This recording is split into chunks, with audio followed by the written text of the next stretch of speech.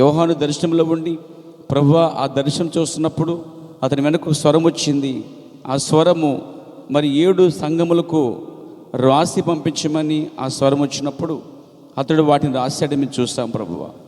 అలాగనే ఆ కుడి చేతులు నక్షత్రములు 7 దూతలని, ఆ 7 దీపస్తంభములు 7 సంఘములని, అది మర్మమని రాయమని నువ్వు యోహానికి చెప్పినప్పుడు ప్రభువా, యోహాను రాసిన గ్రంథాన్ని ఇప్పుడు మేము చదువుతుండగా గొప్ప ప్రత్యక్షతను మీరు మాకు దయచేయండి అయ్యా. లేఖనములు మేము అటు ఇటు తిరగగలం చేతులతో, కానీ వాటిని బయలుపరిచేవాడు పరిశుద్ధాత్మదేవుడు నువ్వే ఉన్నావు ప్రభువా. తప్పక మమ్మల్ని జ్ఞాపం చేసుకోండి, వినుటకు గ్రహించుటకు పరిశుద్ధాత్మ దయచేయండి. ఈ సమయంలో ప్రభువా, మేము 6వ సంఘకాలం అనబడుతున్న ఫిలదెల్ఫియా సంఘకాలం యొక్క దూత కోసము లేక వర్తమానుడి కోసం మేము చెప్పుచుండగా, మేము వినిచుండగా దేవా తప్పక మాకు మనోనేత్ర వెలిగించండి. ఈ సంగతులన్నీ మమ్మల్ని బలపరిచినట్లు సహాయం చేయండి దేవా. మరి 7 కాలాల్లో 7 వర్తమానికులను వారి యొక్క జీవితాలు నాయన, వారు చేసినటువంటి సాహస కార్యములు, వారి భక్తి జీవితాలు, ప్రార్థన జీవితాలు నాయన, వారు సమర్పించిన సమర్పణ జీవితాలు మేము ధ్యానిస్తుండగా మా జీవితాలు కూడా అలాంటి జీవితాలుగా మీరు మార్చండి ప్రభువా. గొప్ప కృప చూపండి. అల్లుపుడు నాయకుడు ఎన్నికలేని వాడిని ఒట్టి మట్టి వాడిని ప్రభు నన్ను బలపరిచి కొద్దిసేపు నీ సెలవు చేయడం మరుగుపరిచి దేవా మీరు బలపరిచి అభిషేకించి మాట్లాడమని సహాయం చేయమని యేసుక్రీస్తునామములో ప్రార్థించుచున్నాను. దయచేసుకొచ్చేయండి ప్రియులారా. మరి దేవుని యొక్క గ్రంథంలో బైబిల్లో 7 సంఘములు 7 దూతలు గురించినది మర్మమని చెప్పబడింది. యేసు ప్రభు కుడి చేతుల్లో ఉన్నటువంటి 7 నక్షత్రములు మర్మమని రాశాడు అక్కడ. ప్రకటన గ్రంథం 1:19 చూస్తే మరి నువ్వు చూచిన 7 నక్షత్రముల గురించిన మర్మము అంటున్నాడండి. అంటే యేసు ప్రభు కుడి చేతుల్లో కనబడుతున్న నక్షత్రములు మర్మముగా ఉన్నాయి. మర్మములు ఎప్పుడు కూడా మరి ప్రవక్తలకే బయలుపరచబడుద్ది. ఎందుకంటే దేవుడైన యెహోవా తన మర్మమును తన సేవకుడైన ప్రవక్తలు బయలుపరచుకుని ఏమీ చేయడండి. ఇకపోతే మర్మములు ఏ మనుషుడు బయలుపరచాడు కానీ అని అంటున్నాడు, పరలోక మర్మములు మీకు బయలుపరచబడి ఉన్నాయి అంటాడండి. అంటే అనేకులు యేసు ప్రభుతో ఉన్నప్పటికీ కొద్దిమందికి మాత్రమే, ఆయనతో ఉన్న కొద్దిమందికి మాత్రమే ఆయనే మర్మములు బయలుపరిచేట్టుగా చెప్తా ఉన్నాడు అక్కడ. కాబట్టి మర్మములు ఏ మనుషుడు, ఏ యాజకుడు, ఏ పాస్టరు, లేకపోతే ఈ యొక్క ఫాదరు, ఈ యొక్క బిషప్, పోపులు కానీ ఏ వ్యక్తులు కానీ వర్తమాన యొక్క మర్మములు బయలుపరచడు. కానీ మర్మములు మాత్రం బయలుపరిచేవాడు దేవుడై ఉన్నాడండి. ప్రవక్తల ద్వారా బయలుపరిచేవాడే ఉన్నాడు. ఆయనైనా డైరెక్ట్గా బయలుపరచాలి, లేదా ఆయన ఒక తన సేవకుడైన ప్రవక్త ద్వారా అయినా బయలుపరచాలి. బైబిల్లో ప్రతి మర్మములు ఎక్కువ శాతము ప్రవక్తల ద్వారాను, అపోస్తుల ద్వారాను, పౌలు ద్వారాను బయలుపరచబడ్డాయి. కాబట్టి ఇక్కడ 7 నక్షత్రములు మర్మముగా చెప్పాడు. అంటే నక్షత్రములు కాదవి, కానీ నక్షత్రాన్ని పోల్చాడు. వాస్తవ నక్షత్రములు చీకటి సమయంలో చీకటి గల స్థలాల్లో ప్రకాశిస్తూ కనబడతాయి. నక్షత్రములు బైబిల్ భాషలో చూస్తే ఎందరైతే చూడండి వారిని బైబిల్లో చెప్తుంది. దానియేలు గ్రంథం 12వ అధ్యాయంలో చూసినట్లయితే వాక్యమే చూద్దాం మనం పేరు, ఎందుకంటే వాక్యం మనకు ప్రధానంగా ఉంది. వాక్యం తప్ప మనం దేన్ని నమ్మట్లేదు. సంఘం ఆమె చెప్పగలదా? దేనికి? వాక్యానికి. 12వ అధ్యాయంలో చూస్తే 3వ వచనం, బుద్ధిమంతులైతే ఆకాశమండలంలోని జ్యోతులను పోలిన వారే ప్రకాశించెదరు. అంటే బుద్ధిమంతులే ప్రకాశిస్తారని రాయబడింది. నీతి మార్గం అనుసరించి నడుచుకున్నట్లు ఎవరు అనేకులను త్రిప్పుదురు. అంటే ఎవరిని తిప్పుతారో, ఎవరైతే వచ్చి ప్రజలను దేవుని వైపు తిప్పుతారో, లేక వాక్యం వైపు తిప్పుతారో, నీతి వైపు తిప్పుతారో, సత్యమైన దేవుని వైపు తిప్పుతారో, ఆ తిప్పినటువంటి వ్యక్తులను బైబిల్ చెప్తుంది నక్షత్రాలను పోలి ఉంటారని చెప్పడండి. నీతి మార్గం అనుసరించి నడుచుకున్నట్లు ఎవరు అనేకులను త్రిప్పుదురో వారు నక్షత్రం వల్లే నిరంతరం ప్రకాశించెదురు అన్నాడండి. అంటే బైబిల్ భాషలో నక్షత్రం అంటే ఎవరు అంటే ఆత్మ సంబంధంగా అక్కడ అనేక ప్రజలను దేవుని వైపు త్రిప్పుతున్నది ఎవరైతే ఉన్నారో, ఎవరు తిప్పుతున్నారో ఆ తిప్పుతున్న వ్యక్తులు నక్షత్రాలుగా పోల్చబడింది. ఇంకో చోట వాక్యం రాయబడింది ఏంటంటే, జీవవాక్యం చేతపుచ్చుకుని లోకమందు మీరు జ్యోతుల వలె ఉన్నారని పౌలు ఒక మాట చెప్తాడండి. అది కూడా ఒక వాక్యం చూపిస్తాను పేర. మనం లేఖనం ప్రేమిద్దాం, లేఖనం గౌరవిద్దాం, ప్రతి లేఖనాన్ని మనం నమ్ముదాం. చూడండి, ఫిలిప్పీ రాసిన పత్రిక 2వ అధ్యాయము 14 వచనమండి. మీరు మూర్ఖమైన వంకర జనం మధ్య, మీరు మూర్ఖమైన వంకర జనం మధ్య నిరపరాధులను, నిష్కలంకులను, అనిధులునై దేవుని కుమారులగునట్లు సనుగులను, సంశయాలను మాని సమస్త కార్యములను చేయుడి. అట్టి జనం మధ్య, ఎట్టి జనమట? మూర్ఖమైన వారు, వంకరైన వారు, అలాంటి వారి మధ్య మీరు దేవుని కుమారులుగా ఉండి, సనుగు లేకుండా, నిష్కలంకులు, అనిందులై ఉండి, దేవుని కుమారులుగా ఉండి అన్నాడైనా సంశయములు మాని సమస్త కార్యములు చేయుడి. అట్టి జనం మధ్య మీరు జీవవాక్యమును చేత పట్టుకుని లోకమందు జ్యోతుల వలె కనబడుచున్నారు. జ్యోతులు అనగా నక్షత్రం, ఇంగ్లీష్లో స్టార్ అంటున్నాం మనం. జ్యోతులు, నక్షత్రములు లేక అవే స్టార్స్ అంటే దేవుని కుమారులను దేవుని బైబిల్ భాషలో స్టార్స్గా పోల్చాడండి. అంటే నక్షత్రాలు పోల్చాడు. నక్షత్రములు దేవుని కుమారులుగా పోల్చాడండి, దేవుని కుమార్తెలుగా పోల్చారు. అంటే ఎందరైతే నీతి మార్గం నడుచుకుని, నేనైనా మీరైనా ఎవరైనా లోకమందు యేసుక్రీస్తుని ప్రభుగా రక్షకుడిగా నేను స్వీకరించినట్లు మీరు స్వీకరించినట్లయితే, ఇతరులు స్వీకరించినట్లయితే, ఎవరు స్వీకరించారు వారట బుద్ధివంతులై ఉండి వారట నీతి మార్గం అనుసరిస్తూ అనేక ప్రజలను దేవుని వైపు తిప్పుతారో ఆ తిప్పుతున్నట్టు వ్యక్తుల్ని బైబిల్లో నక్షత్రాలని పోల్చాడండి. మీకు తెలుసా, నక్షత్రానికి వ్యత్యాసం ఉంటుందన్నాడు పౌలు గారండి. ఒక నక్షత్రం చిన్నగాను, ఒక నక్షత్రం ప్రకాశంగాను, ఒక నక్షత్రం దూరంగాను, ఒక నక్షత్రం దగ్గరగాను ఉంటుందట. అదే ఆ నక్షత్రాలు మళ్ళా ఉదయ నక్షత్రం ఉంటున్నది, సాయంకాల నక్షత్రం కూడా ఉంది. Morning star and evening star. సాయంకాల నక్షత్రమును మరియు ఉదయకాల నక్షత్రం కూడా ఉంది. ఈ నక్షత్రాలన్నీ బైబిల్ భాషలో దేవుని కుమార్తెలు పోల్చబడింది. ఉదయకాలము సాయంకాలం వచ్చే ఆ నక్షత్రాలు ఒకవైపు ప్రవర్తన పోల్చినది. హల్లెలూయా. ఉదాహరణకి యేసుక్రీస్తు సూర్యుడిగా పిలువబడ్డాడు, సూర్యుడిగా. వాస్తవానికి ప్రకృతిలో సూర్యుడు వచ్చే ముందు పెందలకాడే లేపే వేకుజామునే సూర్యుడు వచ్చే ముందుగా వేకువ చుక్క అంటే ఉదయకాల నక్షత్రం కనిపిస్తుందండి. అది కొంచెం మిగతా నక్షత్రాల మీద ఈ నక్షత్రం కొద్దిగా పెద్దగాను, దగ్గరగాను, ప్రకాశవంతంగా కనిపిస్తుంది. నక్షత్రాలన్నింటిలో మరొక పెద్ద నక్షత్రం కనిపిస్తుంది, అంటే దగ్గరగా ప్రకాశవంతంగా ఉంటుందన్నమాట. దాన్ని మార్నింగ్ స్టార్ అంటారు.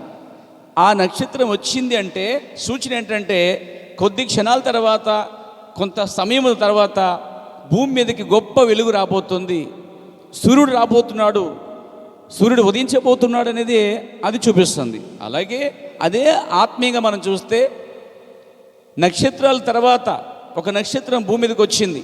హల్లెలూయా. నేను చెప్పింది భూమి మీదకి వస్తే భూమి కన్నా నక్షత్రం పెద్దదట.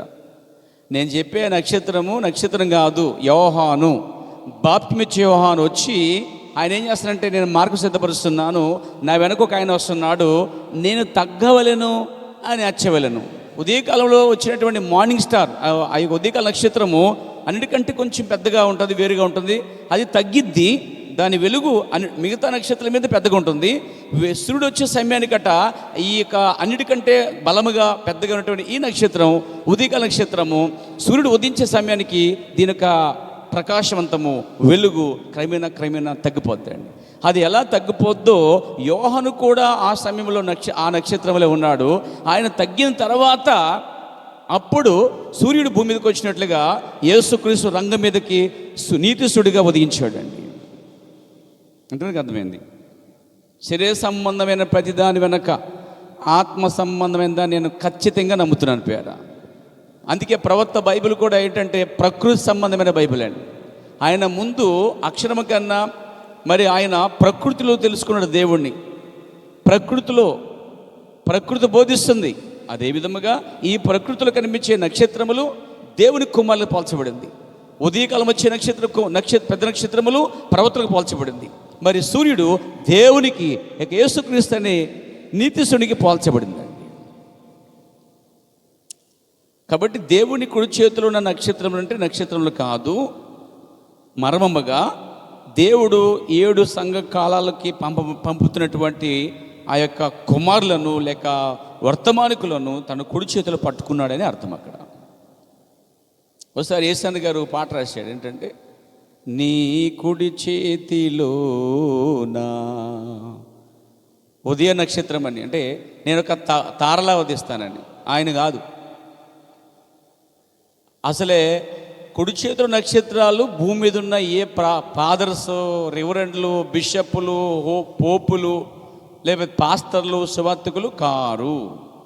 ఆయన కుడి చేతిలో ఉన్నది లెక్క ప్రకారంగా 7 నక్షత్రాలు మాత్రమేనండి. ఆ 7 ప్రత్యేకమైనవి. ఆ 7 అన్యుల సంఘ కాలాల కొరకు లేక అన్యుల కొరకు దేవుడు వారిని ప్రత్యేకముగా ఏర్పాటు చేసుకున్నటువంటి వారు. కాబట్టి ఆ కుడి చేతిలో నువ్వు నేను లేవు. ఏసన్ గారు లేరు, ఓసన్ గారు లేరు, ఒబామా లేడు, బిల్లీ గ్రహం లేడు. కేవలం ఆ 7 నక్షత్రములు కేవలము అపోసిన పౌలు, Irenaeus, Martin Columba, Martin Luther, John Wesley మరియు చివరిగా వర్తమానకుడు విలియం బ్రెన్హమ్. వీళ్ళని ప్రత్యేకముగా దేవుడు కాలాలకి ముందుగానే నిర్ణయించుకున్నవాడే. ఎందుకంటే మన దేవుడు ప్రీ డెస్టినేట్, ఆయన ముందు నిర్ణయం కలిగినటువంటి వాడు. ప్రతిదాన్ని ఆయన ముందే చేసుకుంటాడు. ప్రతి స్క్రిప్ట్ తయారు చేసుకుంటాడు. ఒక డైరెక్టర్ స్క్రిప్ట్ ఎలా తయారు చేసుకుంటాడో అదేవిధంగా దేవుడు ప్రతి దాన్ని ఆది నుంచి అంతవరకు ఆయన రాసి పెట్టి ఉంచుకున్నాడు. దాంట్లో ఏ ఒక్క వచనము, ఏ ఒక్క ప్రవచనము నిరర్ధకము కానేరదు. దేవునికి మహిమ కలుగాక. కాబట్టి 7 నక్షత్రములు అంటే ఆకాశం మీద కనబడే నక్షత్రాలు కాదు, కానీ ఆత్మ సంబంధంగా 7 వర్తమానికులని మనం ముందుగా గ్రహించామని తెలియజేస్తాను. మనమే కాదు, ఇంకా అనేకులు దాన్ని తెలుసుకుంటారు భవిష్యత్తులో కూడా. ఎందుకంటే ఈ వర్తమానము అనేక ప్రాంతాలకి, అనేక దేశాలకి వెళ్ళవలసింది. అది ఒక ప్రవచనమైనది పేర. ఆ వెలుటి ద్వారా, జల్లెడిపడి ద్వారా తన చెందిన ఆత్మలని కూడా దాన్ని నమ్ముతే వస్తాయి. చాలా ఒకడు అంటాడు, నేను 7 సంఘాలు నమ్మనంటాడు. నష్టమేమి లేదు, అది నీకు కాదని చెప్పాలంతే. నేను 7 దూతలు నమ్మను, నమ్మకపోయినా అదేమి తక్కువ అయిపోదు. Praise the Lord. చాలా కాలం కిందట ఒక ఆయన నా అద్దకు వచ్చాడనమాట. ఆయన వన్నెస్ పాస్టర్, అంటే ఒక వ్యక్తి, మా చిన్న పాస్టర్ అనమాట. మళ్ళీ పెద్ద పాస్టర్ ఎక్కడికి వెళ్ళిపోతారని ఆ భయంతో చిన్న పని చెప్తున్నాను నేను. ఏమండి, ఆలోచన తప్పుపడతారు జనాలు, కానీ చెప్పేవాడు ఉద్దేశం ఏంటో పట్టుకుంటూ చాలా కష్టం. Praise the Lord. మనుషులు అర్థం కన్నా అపార్థం చేసుకుంటమే ఎక్కువ శాతం నాకు కనిపించింది ఈ యాత్రలో నాకు. అయితే సాధ్యమైనంత వరకు అపార్థం పక్కన పెట్టి అర్థం చేసుకోవడానికి ట్రై చేయండి. దేవునికి స్తుతి కలుగాక. చూడండి నా ప్రియమైన స్తుతులారా, అతను వచ్చి అన్నాడు 7 సంఘకాలను నమ్మనండి అన్నాడు. నేను కూర్చోబెట్టి 2 గంటలు చెప్పాను ఆయనకి. అప్పుడు ఇల్లు ఇది కాదు చిన్న ఆర్ఎస్ డాబా అనమాట, చిన్న డాబా. అది ఇక్కడే ఈ గదిలో నేను చెప్పాను, కింద చెప్పాను. లాస్ట్గా ఆ వర్తమానుల గురించి చెప్పిన తర్వాత అతను అన్నాడు, నేను ప్రవర్తన నమ్మనండి. లూథర్ గారు 5 సంఘాల సాధ్య సంఘాల దూత నమ్మనండి. వెస్లీ పిల్లల పేరు సంఘాల దూత నమ్మనండి.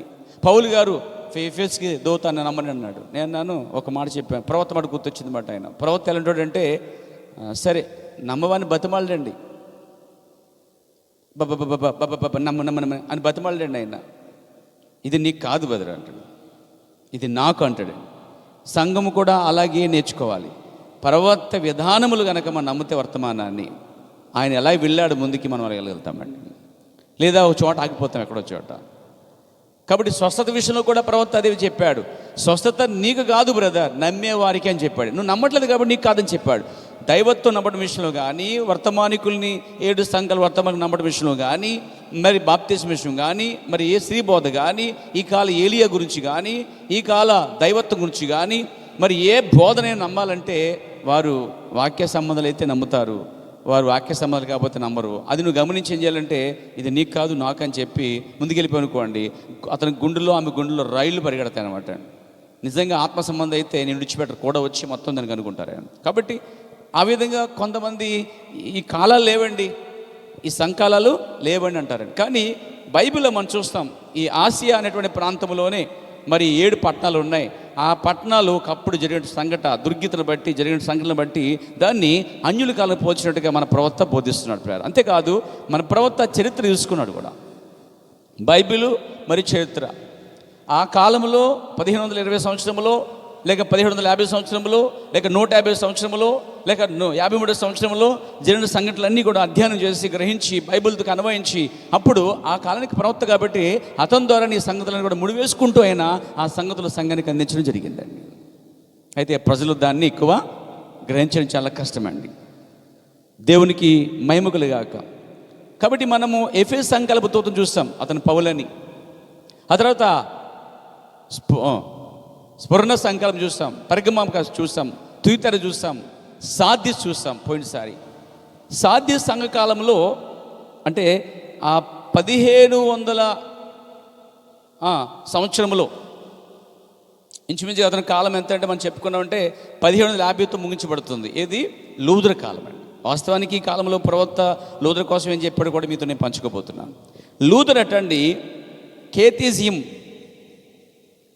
కేతిజం బోధించే వారుగానే మార్టిన్ లూథర్ బయటకు వచ్చాడు అన్నాడు. కేతిజం ఒక విజాన్ని పట్టుకుని ఆయన బయటకు వచ్చాడు, నీతికరణ తీసుకుని వచ్చాడు. దాని ఇంగ్లీష్లో జస్టిఫికేషన్. తర్వాత ఫిలదెల్ఫియా కాలంలో సైంటిఫికేషన్, లౌదీ కాలంలో అది baptism of the Holy Ghost. ఇలా 3 స్టేజ్ ఉందన్నమాట, 3 కాలములు. నీరు కాలము, తర్వాత రక్తము కాలము, తర్వాత పరిశుద్ధాత్మ కాలం అని చెప్పబడింది. దాన్ని 3 టోకెన్స్ అంటాడు ప్రవక్త. అంటే దేవుడు అన్యుల కాలాన్ని ఎఫెసుతో ఆయన దాన్ని ప్రారంభించి లవదీకతో ముగిస్తున్నాడు. అయితే లవదీకియ కాలం ముగించడానికి ఆయన ముందు మార్టిన్ కానించి సంఘాన్ని నీతికరణ కూడా నడిపిస్తున్నాడు. వెస్లీ కాలానికి లేకపోతే ఫిలదెల్ఫియా కాలంలోనికి దేవుడు సంఘాన్ని శుద్ధీకరణతో నడిపిస్తున్నాడు. అంటే నీతికరణ, శుద్ధీకరణ, పరిశుద్ధాత్మ బాప్తిసం అనేటువంటి 3 స్టేజ్లు చాలా చివరి దశలో ఉన్నటువంటి పరిపూర్ణ తీసుకొస్తున్నాడు. అంటే వధువుకి ఆయన 3 స్టేజ్లు ఇచ్చాడనమాట. అంటే సంఘము ఎఫెసులోనే ప్రారంభించబడింది. అన్యుల కాలానికి అన్యుల సంఘాలు ఎఫెసులో ప్రారంభించబడ్డాయి. ఎఫెస్ అనే కాలం విత్తనం కాలం మర్చిపోకండి. అంటే విత్తనం కనబడదు, నాటబడిన కాలం. తర్వాత ఆకులు కాండములు వచ్చాయి. అంటే ఐరెనిస్ మార్టిన్ కొలంబో వరకు మరి జాన్యూస్ల వరకు కూడా మనం చూస్తుంటే మరి ఆకులు కాండములు. నేను అర్థమవుతుంది మీకు. మనం ఏం చెప్పుకున్నాం అంటే కొంచెం మనం దేవునికి స్తుతికలు గాక, రైతులకి బాగా అర్థమవుతుంది, ఫార్మర్కి అర్థమవుతాయి ఈ విషయాలు. కొంచెం పొలాలకు సంబంధించిన వారు, మొక్కలకు సంబంధించిన అవగాహన వాళ్ళకి అర్థమవుతుంది పేర. ఏ మొక్క అయినా విత్తనముతో ప్రారంభించబడుద్ది, కానీ విత్తనము చనిపోయి కులిపోయిన తర్వాత మాత్రమే అది చిగురు కాండాలతో పైకి వస్తుంది. కానీ చిగురు, ఆకులు, కాండములు విత్తనము కాదు. ఆఖరికి ఆ పొట్ట లేకపోతే ఆ లోపల పాలు పోసుకున్నట్టు చూడండి, గింజ లోపల కడుతుంది, గింజకి పైన ఒక తొక్క ఉంటుంది. కనీసం ఆ తొక్క కూడా విత్తనం అనబడదండి. ఆ తొక్కకి గింజకి మధ్య ఒక పొర ఉంటుంది, అది కూడా గింజ అనబడదండి. అవన్నీ దాటిన తర్వాత వచ్చిన తర్వాతనే విత్తనం వస్తుందన్నమాట. ఈ కాలంలో ప్రవక్త కోతకాలం అని ఎందుకే బోధించాడు. కోతకాలం ఎందుకంటే పౌలు కాలం కోతకాలం కాదు, విత్తనపు కాలం. అంటే భూమిలో రైతు విత్తనాలు ఏమైనా నాటుతాడో, నారు వేస్తాడో అలా వేశాడనమాట. తర్వాత కాలం ఏంటంటే మనం చూస్తున్నాం, అది చనిపోయిన తర్వాత చీకిపోయి భూమిలో ఉండట అసలు కనబడలేదండి. ఎప్పుడు స్వర్ణకాలంలో, తర్వాత పెర్గమా కాలంలో, తర్వాత తుయితెర కాలంలో. ఈ 3 కాలాల్లో కనిపించలే. ఈ 3 కాలాలు అంధకారం, అంటే చీకటిమయం. అంటే ఇక విత్తనం కనబడని కాలం అన్నమాట. కనీసం ఆకులు కూడా రాలే, చిగురు కూడా రాలే. మీకు అర్థమవుతుందని చెప్పింది.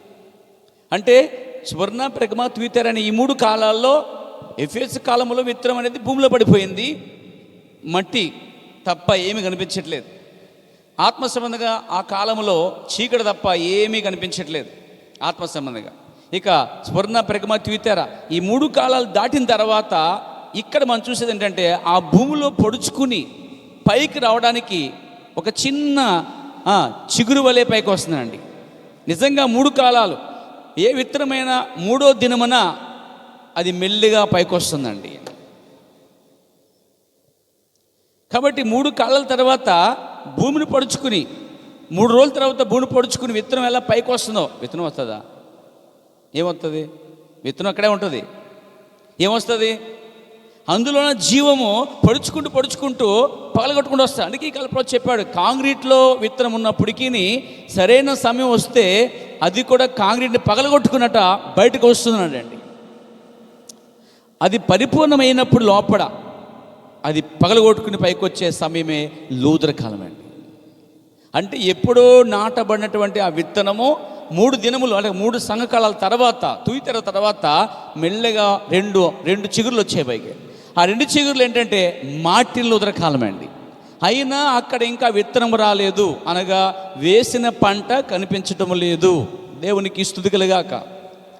దేవుడు ఆశించే ఆ పంట మెల్లమెల్లగా ఏం చేస్తాడంటే ఇదిగో ప్రారంభించాడు. అంటే దేవుడు తన వధువుని లేక విత్తనాన్ని లేక ఆ ప్రజలను సిద్ధపరచుకోవడానికి నీతికరణతో స్టార్ట్ చేశాడండి ఆయన.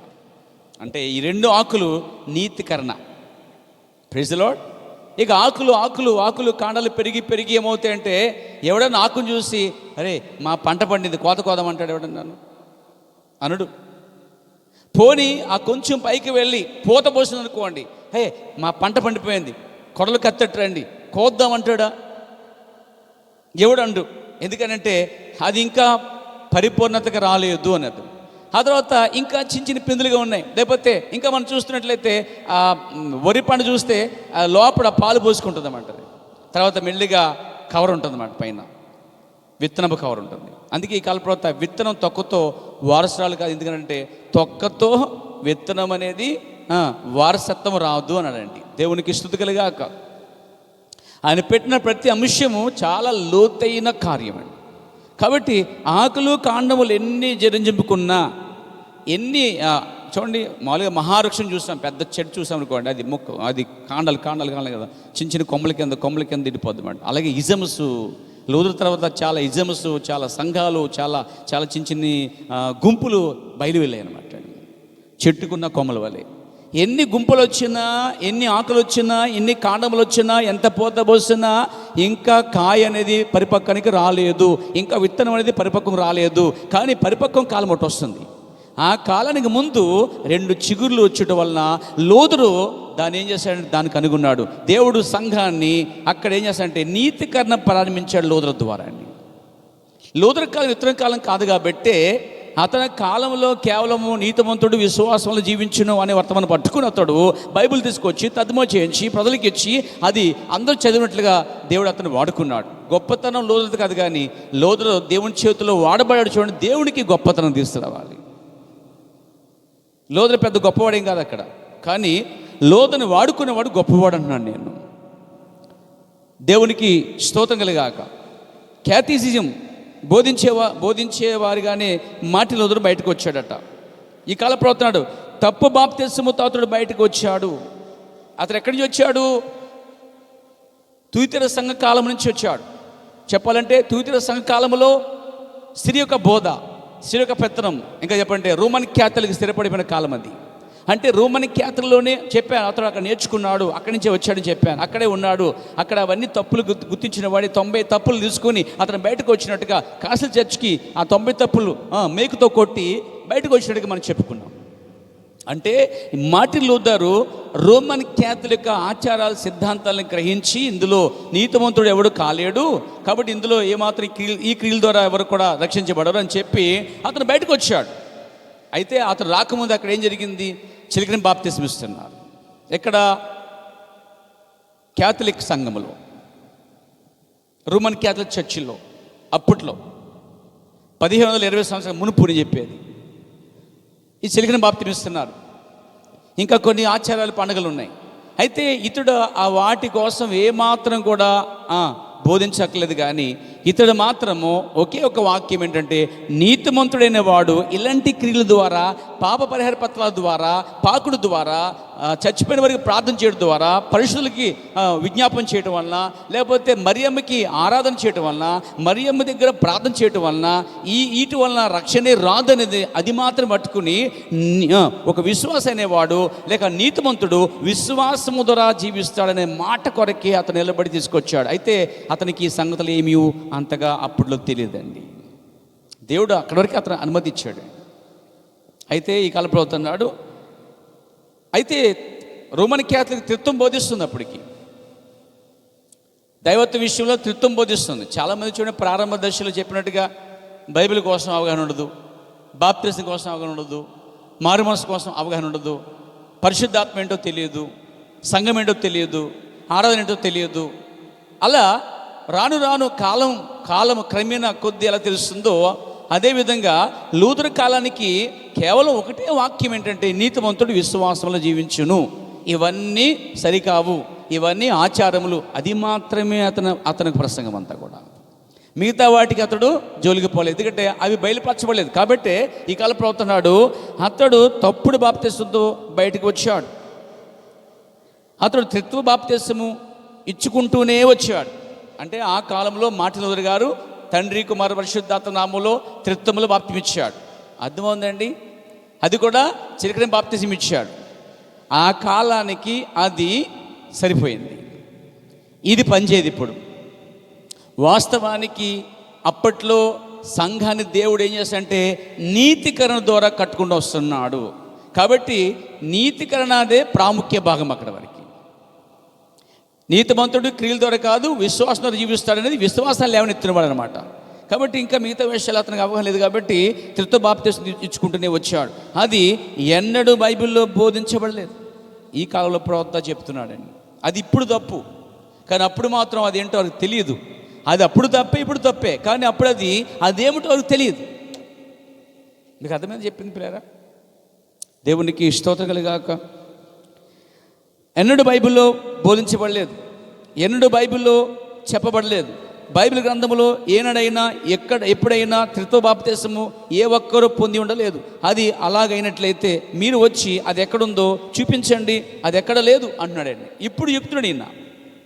కానీ ఇప్పుడు ఆ బాప్తిసం గురించి, త్రిత్వం గురించి పూర్తి అవగాహన కలిగేవాడు విలియమ్ దాన్ని నొక్కు చెప్తున్నాడు. కానీ అప్పట్లో ఈయన లేడు కాబట్టి, దీని గురించి చెప్పేవాడు లేడు కాబట్టి అక్కడ వారికి అవగాహన కూడా లేదు. కానీ దేవుడు అంతవరకే వారిని అంగీకరించాడని విషయం మర్చిపోకండి. అనంత మాత్రాన వారు చచ్చి నరకని పేరుకుంటాం కదా, కానీ అక్కడ కేవలం వారు మార్టిన్ లూథర్ వర్తమానం స్వీకరించిన ద్వారా దాచబడి వారు వధువుగా ఉన్నారు. ఇప్పుడు వారు కనుక బ్రతికుంటే చెల్లదు. బతికున్నారంటారా? వాళ్ళ తాత ముత్తాతల నుంచి, పితాతల నుంచి, పిల్లల నుంచి, మునిమాల నుంచి ఇప్పుడు జనంగా ఉంది. వాళ్ళే లూథరన్స్ అండి ఉన్నారు, ఆ తెగవారు ఉన్నారు. ఇప్పుడు ఉన్నటువంటి లూథరన్స్ వారు ఎవరైనా ఉన్నట్లయితే వారు ఇప్పుడు లూథర్ గారు ఇచ్చినటువంటి బాప్తిస్మ విధంలో చెల్లదు. ఎందుకంటే అప్పుడు అది బయలుపరచబడలేదు అదేమిటో అనేది, అది తప్పని వారికి. కానీ అప్పుడు వారు బాప్తిస్మ చేసుకుంటూ వెళ్ళిపోయారు. కానీ ప్రాముఖ్యంగా నీతికరణ దాని మీద దృష్టి పెట్టారు అన్నమాట వాళ్ళు. ఆ కాలం అయిపోయింది. దేవునికి స్తోత్రం కలుగాక. మార్టిన్ ఆ కాలం ముగించబడింది. 1750కి అది ముగించబడింది. ఇప్పుడు మార్టిన్ కాలంలో నుంచి దేవుడు ఇంకో నక్షత్రాన్ని తీసుకొస్తున్నాడు. ఇప్పుడు ఆయన చేతిలో ఇప్పుడు దాకా 5 నక్షత్రాలు వాడుకున్నాడు. 6వ నక్షత్రముగా ఫిలదెల్ఫియా కాలం వస్తుంది. ఫిలదెల్ఫియా కాలంలో దేవుడు 6వ నక్షత్రము తీసుకుంటున్నాడండి. ఇంకా ఆయన చేతిలో అన్యులకి ఒకే ఒక నక్షత్రం మిగిలింది, ఇక అది 7వ నక్షత్రం. అయితే ఈరోజు మనము 6వ నక్షత్రము లేక 6వ దూత యేసు ప్రభు కుడి చేతున్నటువంటి మర్మముగా కనిపిస్తున్నటువంటి ఆ నక్షత్రములు వర్తమానికులుగా చూస్తాం. కాబట్టి 6వ వర్తమానికులు మనం చూస్తున్నాం. చూద్దాం. దేవునికి మహిమ కలుగుగాక. నాతో ఉన్నారండి.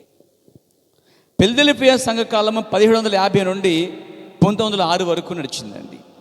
అంటే 156 సంవత్సరములు వరకు కొనసాగింది ఈ కాలం. ఫిలదెల్ఫియా అనగా సహోదర ప్రేమ. నిజంగా ఫిలదెల్ఫియా కాలంలో వారు సహోదర ప్రేమ కలిగి ఉన్నారండి. ప్రేమకి ఎక్కువ ప్రాధాన్యత ఇచ్చారు. ప్రేమ కంటే ఏ ప్రేమకి 3 రకాల ప్రేమలు ఉన్నాయి. ఎరేస్ ప్రేమ, ఫిలియో ప్రేమ, అగాపే ప్రేమ. వారిచ్చింది ఎరేస్ కాదు, ఫిలియో కాదు, అగాపే ప్రేమకే ప్రాధాన్యత ఇచ్చారు. ఈ సంఘంలో లేక ఏ సంఘంలో అయినా మొదట ఇవ్వాల్సింది తెలుసా? అగాప ప్రేమకే ప్రాధాన్యత ఇవ్వాలి. ఆ తర్వాత ఫిలియో ప్రేమ, భార్యాభర్తల మధ్య, పిల్లల మధ్య, అమ్మ నాన్న మధ్య ఉండేటువంటిది కూడా అదొక ఫిలియో ప్రేమ. కేవలము శరీర సంబంధంగా ప్రేమించే ప్రేమికులు ఎవరైతే ఉన్నారో వాళ్ళు ఎరేస్ ప్రేమ అనమాట. అంటే శారీరక వాంఛ కొరకు మాత్రమే ప్రేమ అండి. అది ఆ కోరిక ఆశ తీరిపోయిన తర్వాత ఇంకా ఆ ప్రేమ చచ్చిపోతాడు. ఫిలియో ప్రేమ అంటే బంధాలు ఉన్నంత వరకు పనిచేస్తుంది. ఫిలియో ప్రేమ భార్య భర్తలు, పిల్ల చెల్లి అక్క తమ్ముడు, ఈ బంధత్వం ఉన్నంత వరకు ఫిలియో ప్రేమ పనిచేస్తుంది. అది కూడా ఒక తరం తర్వాత అది గతిస్తుంది. ఎన్నడూ గతించినదే అగాపే ప్రేమ. మరి సంగమా, మీరు ఏ ప్రేమలో ఉన్నారు? ఎరేస్ ప్రేమలో ఉన్నాం. ఓకే, అది కొంతకాలం వరకే. అయితే నువ్వు దాన్ని దాటి ఫిలియో ప్రేమ రావాలి. అది కూడా కొంతకాలమే. అక్కడే ఆగిపోవద్దు, ఇంకో ప్రేమ ఉంది, అగాపే ప్రేమ. అలాంటి అగాపే ప్రేమ ఎదుగు రావాల్సింది పేర. అయితే ఫిలదెల్ఫియా కాలంలో సహోదరులు, ఆ సంఘ సభ్యులందరూ కూడా, ఆ కాలంలో రక్షించబడిన వారందరూ కూడా మంచి సహోదర ప్రేమ కలిగి ఉన్నారండి. వారు ఎలా ఉన్నారనేది నేను మీతో పంచుకోబోతున్నాను. దేవునికి స్తుతి కలుగాక. వారి మధ్య మంచి ప్రేమ ఉంది. ఏ ప్రేమ అంటే ఎరేస్ కాదు, ఫిలియో కాదు, ఆత్మ సంబంధమైన సంఘములో దేవుడి ప్రేమ వారి మధ్యలో ఉంది. వారు ఒకరినొకరు సహకరించుకునేవారు, వారొకరినొకరు ప్రేమ కలిగేవారు. వారిని ఆ విధమైనటువంటి సహోదర ప్రేమలో తీసుకొచ్చిన వ్యక్తే ఈ యొక్క ఫిలదెల్ఫియా సంఘపు దూత జాన్ వెస్లీ. ఈ కాలమునకు వర్తమానికుడు జాన్ వెస్లీ. ఏది? ఫిలదెల్ఫియా సంఘ కాలమునకు అనగా 1750 నుండి 1906 వరకు ఉన్న ఆ కాలం అంతా కూడా జాన్ వెస్లీకి దేవుడు కేటాయించిన సమయం అండి. నోహ కాలం ఒకటి ఉంది పాత నిబంధనలో, ఏలే కాలం ఒకటి ఉంది, మోషే కాలం ఒకటి ఉంది, ప్రవక్తల కాలం ఒకటి ఉంది, ధర్మశాస్త్ర కాలం ఒకటి ఉంది, కృప సత్యమైన కాలం ఒకటి ఉన్నది. అలాగే అన్యులు కూడా 7 కాలాలు ఉన్నాయి. అలాగే ఇశ్రాయేల్ ప్రజలకి లేక దానియేలుకి, యూదులకి దాని 70 వారముల సమయం ఉంది. అయితే దేవుడు అన్యులకి 7 కాలాల సమయం ఇచ్చాడండి. దేవునికి స్తుతి కలుగాక. జాన్ వెస్లీ ఎఫ్వర్త్లో జూన్ నెల 17వ తారీఖున 1703వ సంవత్సరంలో జన్మించాడంట. సూసన్న అనేటువంటి భార్య భర్తలకి పిల్లలు ఉన్నారండి. ఎక్స్పెక్ట్ చేయండి ఎంతమంది పిల్లలు తెలిసి మీకు చెప్పాను చాలాసార్లు నేను మీకు. 19 మంది అంటాడు పిల్లలు. ఇందులో చెప్పినట్టుగా ప్రవక్త ఇందులో ప్రస్తావన చేసినట్లుగా 19 మంది అండి. నేను చదువుతున్నాను మళ్ళీ మీకు డౌట్ లేకుండా. మళ్ళీ నేను చెప్పేసి అనుకుంటారు మరి. ఈ మధ్యకాలంలో కొంతమంది ఎలా ఉంటారంటే పాస్ట్గా అనుకూలంగా బోధచేస్తున్నారు. ఈ అనుకూలం బోధచేస్తే నాకేం వస్తుంది? ఏం డబ్బులు వచ్చి పడతాయా, కట్టలు వచ్చి పడతాయి? నాకేమన్నా ఏది ఉందో, ఏది చదివానో, ఏది గ్రహించానో, ఏదైతే దేవుడు ప్రత్యక్షం ఇచ్చాడో దాన్ని మాత్రమే చెప్పడానికి ఇష్టపడతాను. అన్ని వేళలా, అన్ని సమయాల్లో. ఇక అంత నా మైండ్లో అది తప్ప ఏది నాకు అవసరం లేదు. చాలామంది అంటూ ఉంటారు అనుకూలంగా చెప్తారండి. మరి కొంతమంది అంటుంటారు బతకటాక్ అంటారు. కొంతమంది ఇది బతకటాక్ అనుకుంటారు. బతుకును విడిచిపెట్టి వచ్చిన సేవల సంగతి కొంతమందికి తెలుస్తుందండి. తర్వాత ఈ చెక్క బతకడానికండి, అది కూడా ఆహ్వానం తప్పే. సొంతంగా అనుభవించుకుంటారంటే తప్పే. ఇంకొంతమంది ఇదిగో నిలబడితే ఆయన్ని, ఈయన్ని, ఈమెని, ఆమెని విమర్శిస్తున్నాడు అంటారు. ఇది పడాలి, అది పడాలి, ఇది పడాలి. వీటన్నిటి మధ్యలో ఒక గుంపు ఉంటుందండి. జీవంగల వాక్యం కొరకు మేము వస్తున్నాము, ఆయన వాక్యమే చెప్తున్నాడనేది ఒకవైపు ఉంటుంది అన్నమాట. అందరికీ ఒక ప్రసంగము అర్థం కాదు. అందులోనే తప్పులు పట్టేవారు ఉంటారు, అందులోనే అతని కొంచెం చెప్పుకున్నాడు అనుకుంటారు, అందులోనే విమర్శిస్తున్నాడు అంటారు, అందులోనే నాకే వచ్చింది వాక్యం కూడా అనేవారు కూడా ఉంటారండి. రకరకాల మైండ్స్ అనమాట. 10 మంది ఉంటే 10 ఆలోచనలు ఉంటాయి, 20 మంది ఉంటే 20 ఆలోచనలు ఉంటాయి, 100 మంది ఉంటే 100 ఆలోచనలు ఉంటాయి. కానీ 100 ఆలోచనలకి 100 కరెక్ట్గా అందదు వాక్యం. ఎందుకంటే వారు తీసుకునే వాక్యం బాగానే వస్తుంది, కానీ విత్తనం బాగానే పడుతుంది, కానీ బాగానే మొలిచింది, కానీ అక్కడ వాతావరణమే ప్రాబ్లం అనే విషయం మర్చిపోద్దండి ఎప్పుడు కూడా. హృదయం సరిగా లేదు కాబట్టి చెప్తున్న ప్రసంగం చాలామందికి రాంగ్ అండర్స్టాండ్ అవుతుంటుందండి. అయితే నా ఉద్దేశం, కొంతమంది అంటారు ఇంకేముంది, ఇంకా పాస్టర్ గారికి వాక్యం ఎత్తి ఇంకా ఆమెని ఈమెని దంచుతున్నారండి. దంచితే నాకేం వస్తుంది? అలా దంచితే సెట్ అవుతావా? అలా దేవుడు చెప్తే అలా చేయొచ్చు. కానీ ఈ కాలం ప్రవర్తనాడు ప్రజలకి వాక్యం మాత్రమే ఇమ్మన్నాడండి. నాకు తెలిసినంత వరకు, నేను నేర్చుకున్నంత వరకు ప్రజలకి వాక్యం ఇచ్చే వరకు నేను చూస్తున్నాను. అయితే ఆ వాక్యం వచ్చినప్పుడు అది ఏ విధంగా తీసుకుంటున్నారు అనేది వారిపైన ఆధారపడి ఉంది. అది నాకు సంబంధించింది కాదు. నేను చెప్పే ఉద్దేశం మాత్రం ఏంటంటే, ఏమి రాయబడిందో, ఏం పలకబడి ఉందో ఆ రెండింటిని కలిపి సంఘానికి చెప్పడమే నాకు ప్రధాన ఉద్దేశం అండి. చెప్పడమే కాదు, నేను కూడా అందులో జీవించడానికి ఇష్టపడతా ఉన్నాను. సాధ్యమంత వరకు ఎక్కువ పరిగెట్టడం ఆశపడుతున్నాను. దేవునికి స్తుతి కలుగాక. కాబట్టి కొందరికి విమర్శగా ఉండొచ్చు. కొంతమంది అంటారు వాక్యం కొంతమంది ఇలా కూడా చేసుకుంటారు, వాక్యము మనకు కాదే, అర్థంలో చూసుకున్నట్టు వాక్యం నీకు నాకు కాదు. కాదు, నీకే. వాక్యం వచ్చినప్పుడు మనకు కాదు, వారికి. కొన్ని సంఘాలు అయితే వాక్యం వస్తుంటే వాళ్ళని చూసి నవ్వుకుంటారు. ఎందుకు నవ్వుకుంటారు వాళ్ళంటే, వాళ్ళు ఏమనుకుంటారంటే, వాళ్ళ మైండ్ సెట్ ఏంటంటే ఇది మనకు కాదు వాళ్ళకు వచ్చింది, ఎందుకంటే ఇది వాళ్ళకి సంబంధించింది. అంటే వాళ్ళకి సంబంధించిన నువ్వు కేటాయిస్తున్నావు అంటే నువ్వు పరిశుద్ధాత్మ దేవుడువా? ఒక వాక్యాన్ని ఎవరికి వడ్డించాలో నువ్వు కాదు వడ్డించేది, పరిశుద్ధాత్మ దేవుడిని సంగతి మర్చిపోవద్దు. పరిశుద్ధాత్మ స్థానాన్ని ఏ వ్యక్తి ఉండి పంచిపెట్టవద్దు. వాక్యాన్ని పరిశుద్ధాత్మ దేవుడే పంచిపెట్టనివ్వండి. కాబట్టి ఇక్కడ కూర్చోండి, ఈ వాక్యం వారికి, ఈ వాక్యం నీకు, ఈ వాక్యం నాకు అని కేటాయించే పనులు ఉండొద్దు. అసలు నువ్వు ఎందుకు వచ్చావో, నీకు వచ్చే వాక్యం ఏమిటో అది చూడు. ఎవరికి ఏ వాక్యం వచ్చిందో అది నీ పని కాదు, కానీ నీకు వచ్చినది నీ వాట నువ్వు తీసుకుని పోవాలి. Praise God. సంఘానికి అవగాహన ఖచ్చితంగా ఉండాలి. నా సంఘాన్ని కూడా చెప్తాను పేర, ఎందుకంటే అన్ని ప్రాంతాల నుంచి చూస్తున్నాం, అన్ని మేము కలగొలుపు చూసినప్పుడు అర్థమవుతుంది పేర. దేవునికి స్తోత్రం కలిగాక. ఒకసారి వాకింగ్ చెప్పినప్పుడు ఆయన వచ్చి అన్నాడు, బ్రదర్ ఎత్తబాటు అయిపోయిందా, ఎత్తబాటు అవ్వలేదని ఇక్కడ నుంచి చెప్పారు బ్రదర్ అన్నాడు. నన్ను ఏం చెప్పలే ఆయనకి, నేను ఎత్తబాటులో ఉన్నావా లే అన్నాడు. మరి వదిలే అన్నాను, ఇంకా నేను నీకు కాదు వదిలే. నేను చెప్పిన ప్రసంగం ఏంటంటే ఎత్తబాటు ఇంకా అవ్వలేదు అని చెప్పాను అక్కడ సంఘం. ఇప్పుడు మీరు చెప్పండి, అయింది అవ్వలేదా? మీరే నమ్ముతున్నారు? ఒకసారి చెక్ చేసుకుని మంచిదే నా సంఘాన్ని. నేను ఎవరు ఎలా కూడా తెలియదు ఒకసారి. ఏమండి మీరేం నమ్ముతున్నారు? ఎంత ప్రసంగం విన్నా మీరేం నమ్ముతున్నారు ముఖ్యం. అక్కడ ఎత్తబడి అయిపోయింది లేదా? ఓకే, నేను ఎత్తబడి అయిపోయింది అంటాను. ఏం చేస్తారు ఇప్పుడు మీరు? ఎలా సీట్ పాస్టర్ గారు మీరు నందండి 12 కోతండి పోతాను నరకానికి. అందుకే పౌలు చెప్పాడంటే, మేము ప్రకటించింది మేము వచ్చి మళ్ళా ఇది కాదని చెప్పినా మీరు దాన్ని యాక్సెప్ట్ చేయొద్దు, నమ్మవద్దు, చేర్చుకోవద్దని చెప్పాడు. అంత స్టెబిలిటీ సంఘానికి మీరు ఆ స్థితికి రావాలనేదే నా ఆశ అండి. దేవునికి స్తుతి కలుగాక. మీరు ఏమైతే ఎత్తబడి మీరు పొందుకున్నారో దాన్ని వద్దనే నిలబడి ఉండండి. మిమ్మల్ని ఎవరు కదిలించలేరు. దేవునికి స్తోత్రం కలుగాక. అప్పుడు ఆ సోదరుడు వచ్చి ఎత్తబాటు అయిపోయిందని బోధించారండి బ్రదర్ ఇక్కడ అన్నాడు. నేను అన్నాను, నువ్వు ఎత్తబాటులో ఉన్నావా, వెళ్ళిపోయావా అన్నాను. లేదన్నాడు. లేనప్పుడు నీకు తలపడి ఎందుకు, ఊరుకో అన్నాను. అంటే కొందరికి ఏంటంటే ఎన్నో విషయాలు చెప్పడం మనిషి ఆ విషయం చెప్పాను. ఒకసారి ప్రవక్త గారు వెళ్ళి ఇంత వేసుకున్న షర్ట్ల కోసం మాట్లాడుతున్నాడండి. హాఫ్ షర్ట్లు వేసుకున్నారు. హాఫ్ షర్ట్లు అవి బాగా చేస్తుంటే పిలిచినాడు అన్నాడు, నువ్వేదేదో చెప్తావు అనుకుంటే ఈ షర్ట్ల గురించి, ప్యాంట్ల గురించి, బట్టల గురించి, రింగుల గురించి ఇలా చించిని చెప్తావేంటయ్యా అన్నాడు. అయినా వీళ్ళకి అసలే ABCA రాదన్నాడు. అన్ని సమయంలో వాక్యం నమ్మడం చేతకాడలేదు. వీళ్ళకి ముందు ABC రానోడికి ఆల్జీబ్రా వస్తుంది. ముందు సంఘం చూస్తే ఈ స్థితిలో ఉంది కాబట్టి వీళ్ళకి ఏది అవసరమో అదే చెప్తున్నాను నేను అన్నాడండి ఆయన. పిలిచిన వాడు ఎక్స్పెక్టేషన్ ఏమో వేరుగా ఉంది, వచ్చిన వాడేమో చెప్పింది వేరుగా ఉంది, సంఘం ఏమో వేరుగా ఉంది. అక్కడ ఏదేమైనా సోదరులారా, ఒక్కటే పిలిచేటప్పుడు ఏ సేవకుడు అనుకోనంటే ఆ సంఘానికి ఆ సమయానికి దేవుడు ఏమిస్తాడో అదే ఇవ్వాలి. కొన్ని చోట్ల అయితే బ్రదర్ ఇది బోధించండి, ఒక చోటకి వెళ్ళేవాడు నేను, ఒక పాస్టర్ గారు. ఆ పాస్టర్ గారు మొత్తం సంఘ విశ్వాసాల కోసం చెప్తుండే దగ్గర.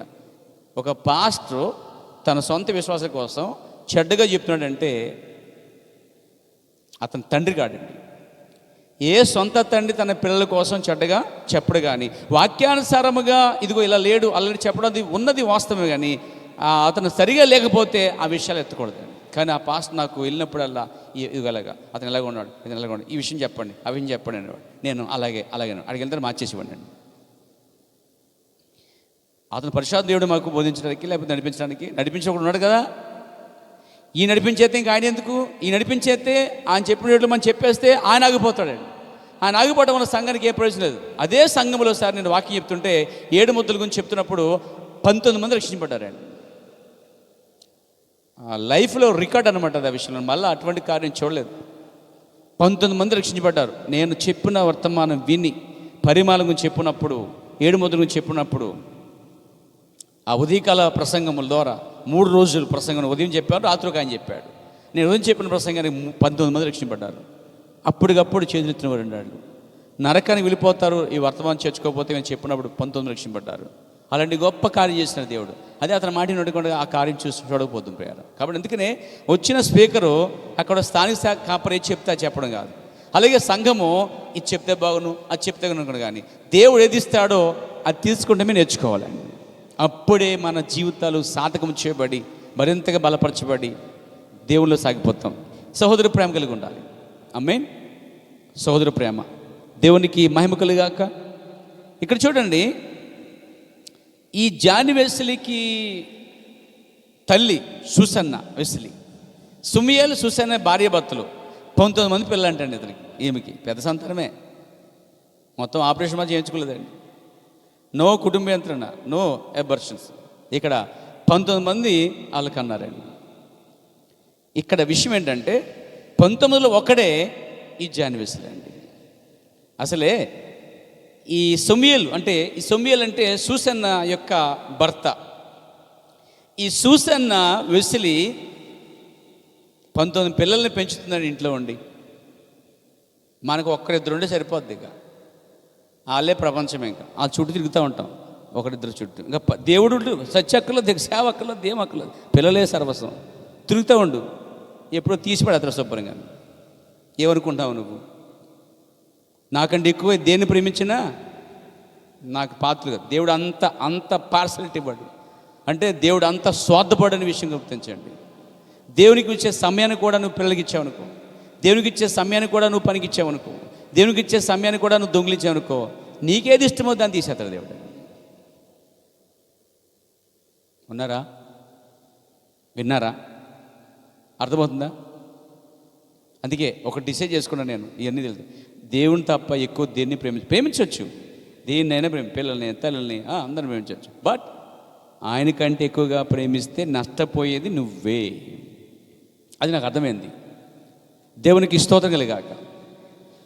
సూసన్న వెస్లీ కాలంలో ఆమె టైంలో ఫ్రిడ్జ్ లేదు, వాషింగ్ మిషన్ లేదు, ట్యాప్లు లేవు. మనం చక్క ఇంట్లో అలా ట్యాప్ పెట్టుకో, అవసరమైతే ఆ ట్యాప్లో నోటు కూడా పెట్టుకో వెళ్ళి గ్లాస్ కూడా తెచ్చుకోకుండా అంత బద్దకస్తులు కూడా పెట్టేసుకుని ఒక రకాలు ఉంటారండి ఈ రోజుల్లో. బద్దకస్తులు లేచి గిన్నె కడుక్కోలేరు, లేచి తెచ్చుకోలేరు, లేచి ఏ పని చేసుకోలేరు. ఈ లెగలేక 10 మంది పని చెప్తూ ఉంటారు వీళ్ళు, సోమరోళ్ళు. కానీ జాని వెస్లీ తల్లి సూసన్న వెస్లీ నీళ్ళు తీసుకురావడానికి ఆమె కొన్ని కిలోమీటర్లు నడిచి వెళ్ళట నీళ్ళు తీసుకొచ్చి తాగడానికి. మన పాతకాలంలో మా అమ్మ చెప్తూ ఉండేది, ఇక్కడ చెరువు ఉండేది, ఆ చెరువులో నేను నీళ్ళు తీసుకొచ్చానని చెప్తూ ఉండదు ఆమె. ఆ టైంలో పాత మనుషులు తెలుసు, చెరువు నుంచి నీళ్లు వాడేవారు అప్పుడు. ఇప్పుడంటే అన్ని కలుషితం అయిపోయినాయి. పాతకాల మనుషులు బైబిల్ భాష చూస్తే వాళ్ళు కూడా రెబకా టైంలో కూడా నీళ్ళు తోడుకునేవారు. బావికి వచ్చి సమరస్త్రీ కూడా బావికి వచ్చి నీళ్ళు తోడుకునేది చాలా దూరం నుంచి. అంటే ఆ రోజుల్లో పాతకాలంలో నీళ్లు ట్యాపులు కానీ ఇవి ఫిల్టర్ వాటర్ కానీ లేవు.